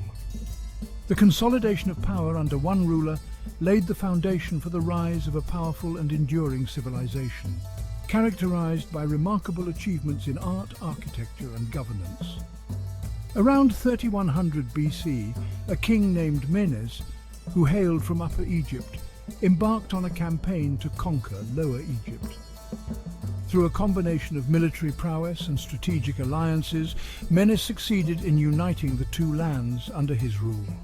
This unification was symbolized by the double crown, which combined the white crown of Upper Egypt and the red crown of Lower Egypt, signifying the unity of the two regions. This momentous event marked the beginning of the early dynastic period and the birth of ancient Egypt as we know it. The unification of Upper and Lower Egypt set the stage for the development of a centralized state, with a strong and stable government that could oversee large-scale projects and manage the resources of the entire Nile Valley. While there is some debate among scholars about the exact identity of Menes, with some suggesting that he may have been a composite figure or that his achievements were attributed to multiple rulers, his achievement in unifying Egypt is undeniable. The legacy of Menes, whether as a single individual or a symbolic representation of early Egyptian kingship, remains a cornerstone of Egyptian history. With the establishment of the First Dynasty, a new era of centralized rule and political stability dawned upon Egypt. The pharaohs of the First Dynasty set the precedent for future rulers, establishing a system of governance that would endure for millennia. This centralized authority allowed for the efficient administration of the kingdom, the collection of taxes, and the organization of labor for monumental building projects. This newfound unity allowed for greater cooperation, resource management, and cultural exchange among the various regions of Egypt. The centralized government facilitated the construction of impressive architectural feats such as the early pyramids and temples, and the development of a sophisticated system of writing and record-keeping. These achievements set the stage for the remarkable accomplishments that would characterize the Old Kingdom period, often referred to as the Age of the Pyramids, when Egypt reached new heights of cultural and technological advancement. The early pharaohs were not merely rulers, they were considered divine beings, intermediaries between the gods and humanity. They were seen as the earthly embodiment of the gods, with a divine right to rule. This belief granted them unparalleled authority and reverence among their subjects.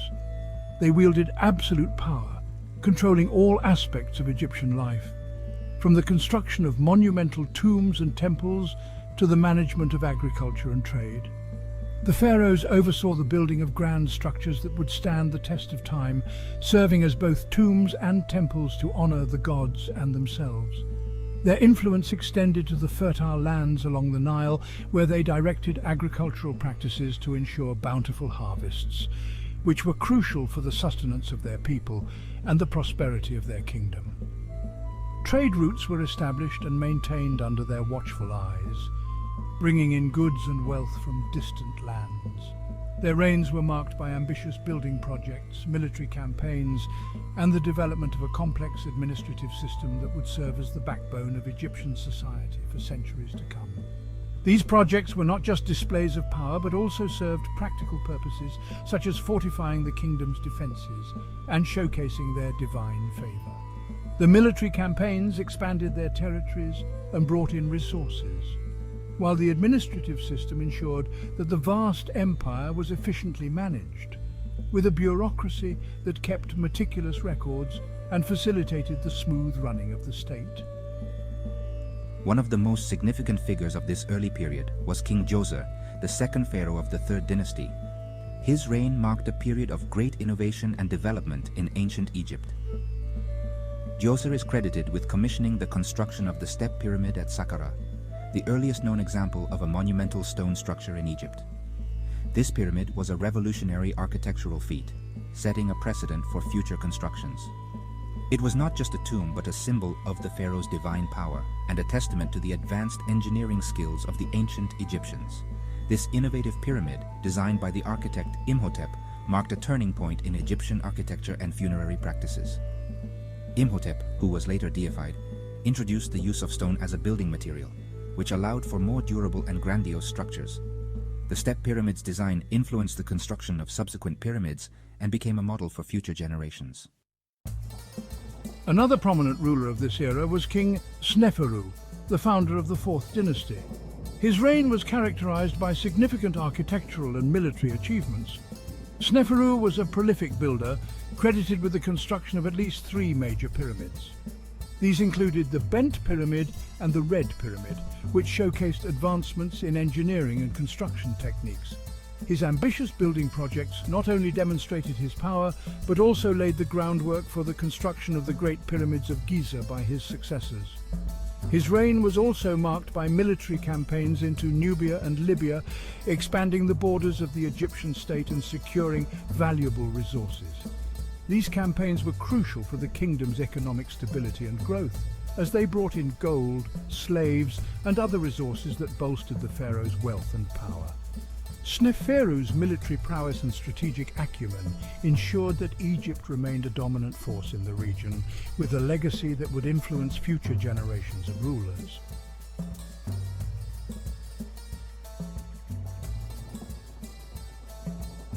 The pyramids of Egypt are perhaps the most iconic symbols of this ancient civilization.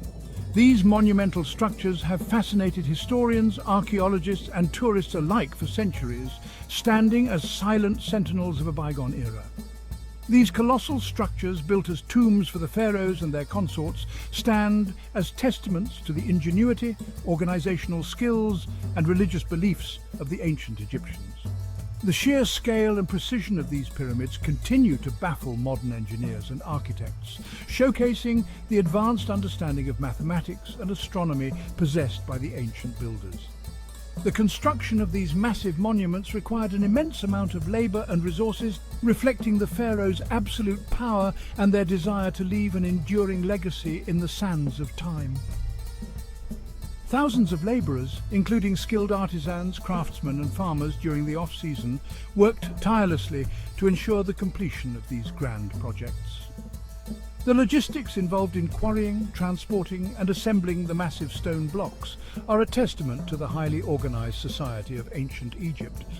The early pyramids were not without their challenges. The process of trial and error played a significant role in the evolution of pyramid construction techniques. Sneferu's first attempt at building a true smooth-sided pyramid, known as the Maidum Pyramid, ended in partial collapse during construction. This failure provided valuable lessons that informed future architectural endeavors. Undeterred, he embarked on the construction of another pyramid, the Bent Pyramid, which, while successfully completed, exhibits a peculiar bent slope, likely due to adjustments made during construction to prevent further instability. This unique structure stands as a testament to the adaptive and innovative spirit of ancient Egyptian architects. Sneferu's final pyramid, the Red Pyramid, was a triumph of engineering and design. This pyramid marked a significant milestone in the evolution of pyramid construction, showcasing a perfected technique that would influence future generations.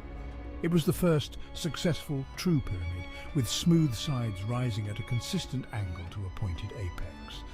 The Red Pyramid's success laid the groundwork for the construction of even more ambitious projects. The Red Pyramid served as a model for the Great Pyramid of Giza, built by Sneferu's son, Khufu, and considered one of the 7 wonders of the ancient world. The Great Pyramid, with its precise alignment to the cardinal points and its massive scale, remains one of the most studied and admired structures in human history. It continues to inspire awe and wonder, symbolizing the enduring legacy of ancient Egypt's architectural and cultural achievements.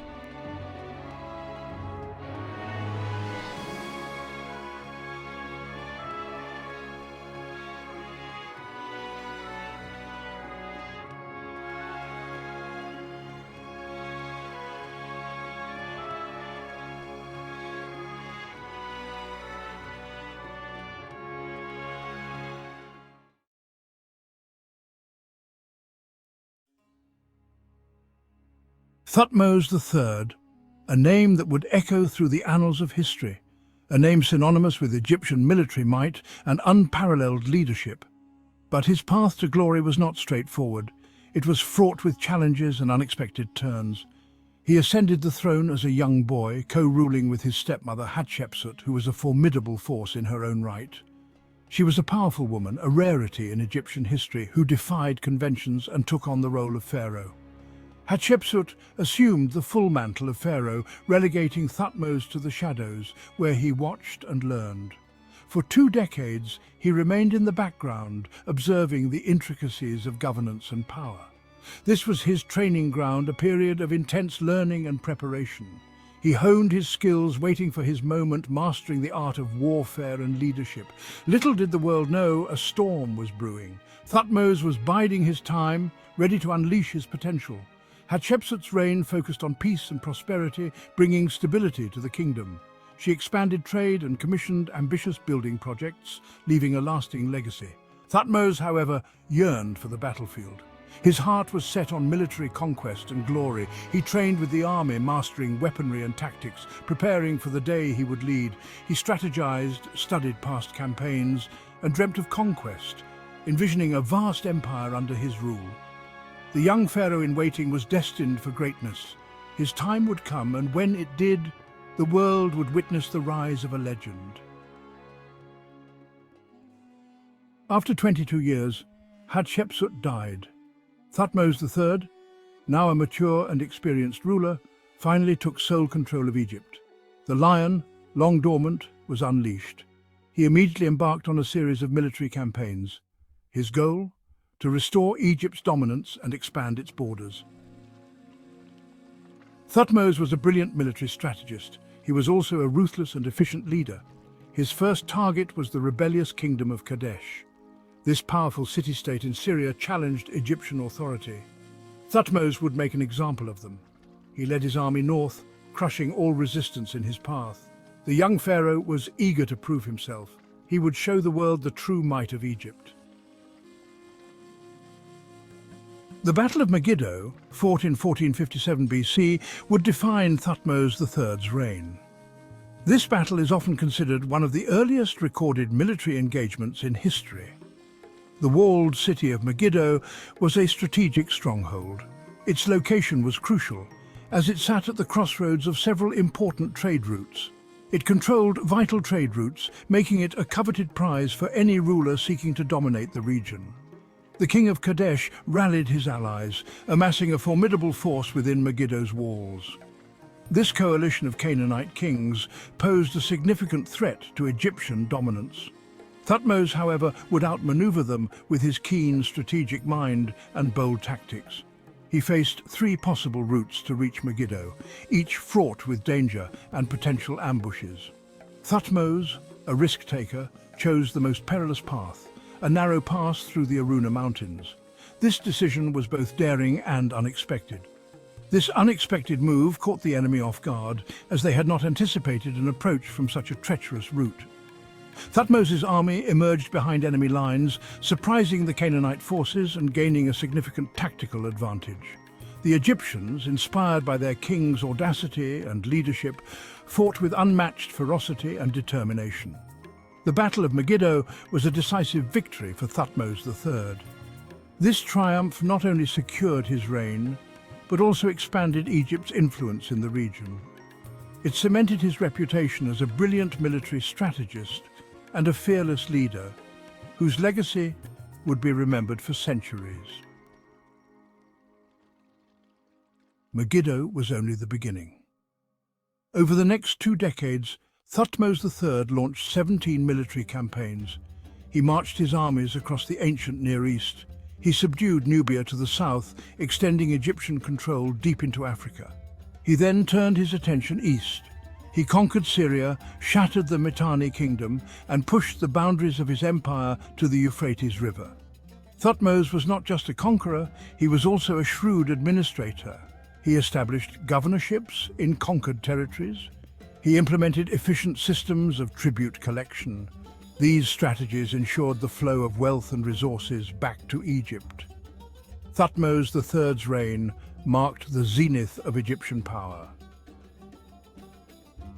Thutmose III's campaigns brought immense wealth to Egypt. Gold, silver, precious stones, and exotic animals flowed into the royal coffers. He used this wealth to embellish temples, construct monuments, and patronize the arts. But his strategy went beyond plunder. He took the children of conquered rulers as hostages. These royal hostages were brought to Egypt and given an Egyptian education. They learned the Egyptian language, culture, and administration. This ingenious tactic served 2 purposes. It ensured the loyalty of vassal states. It also created a class of foreign officials sympathetic to Egypt. They would later govern their homelands, effectively extending Egyptian influence. Thutmose III was a prolific builder. He commissioned magnificent temples, towering obelisks, and colossal statues. He expanded the temple complex at Karnak, adding the impressive Akhmenu, a grand festival hall dedicated to his achievements. He erected obelisks throughout Egypt, inscribed with accounts of his victories. He wanted his legacy to last forever. Some of these obelisks still stand today.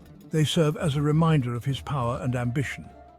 One such obelisk, later transported to Rome, now graces St. Peter's Square at the Vatican. Thutmose's architectural projects were not merely displays of power, they were also essential economic drivers. They provided employment for thousands of workers, stimulating the Egyptian economy. Unlike many rulers, Thutmose III did not shy away from the truth. He inscribed the walls of his monuments with detailed accounts of his campaigns. These inscriptions, known as the Annals of Thutmose III, provide valuable insights into his reign. They describe his military strategies, the ferocity of the battles, and the vast booty he collected. They also reveal his personality, a determined, ambitious, and deeply religious ruler. The Annals are not mere propaganda. They are honest accounts of a remarkable reign. They are a testament to Thutmose III's desire to preserve his legacy for eternity. Thutmose III was not just a warrior king, he was also a skilled administrator. He reformed the Egyptian bureaucracy, making it more efficient. He standardized weights and measures, facilitating trade. He invested in irrigation projects, increasing agricultural output. He patronized the arts and sciences, leading to a flourishing of culture and learning. Thutmose's reign wasn't solely defined by conquest. It was a period of peace and prosperity. His administrative reforms had a lasting impact on Egypt. They ensured stability and economic growth for generations to come. After over 3 decades of rule, Thutmose III died in 1425 BC. He left behind a vast and stable empire. He was laid to rest in the Valley of the Kings, surrounded by the splendor befitting his status. His son Amenhotep II inherited a prosperous and powerful kingdom. Thutmose's legacy, however, extended far beyond his bloodline. He was remembered as the epitome of the warrior pharaoh, a ruler who expanded Egypt's borders and filled its coffers. His name resonated through the ages, a byword for military genius and administrative acumen.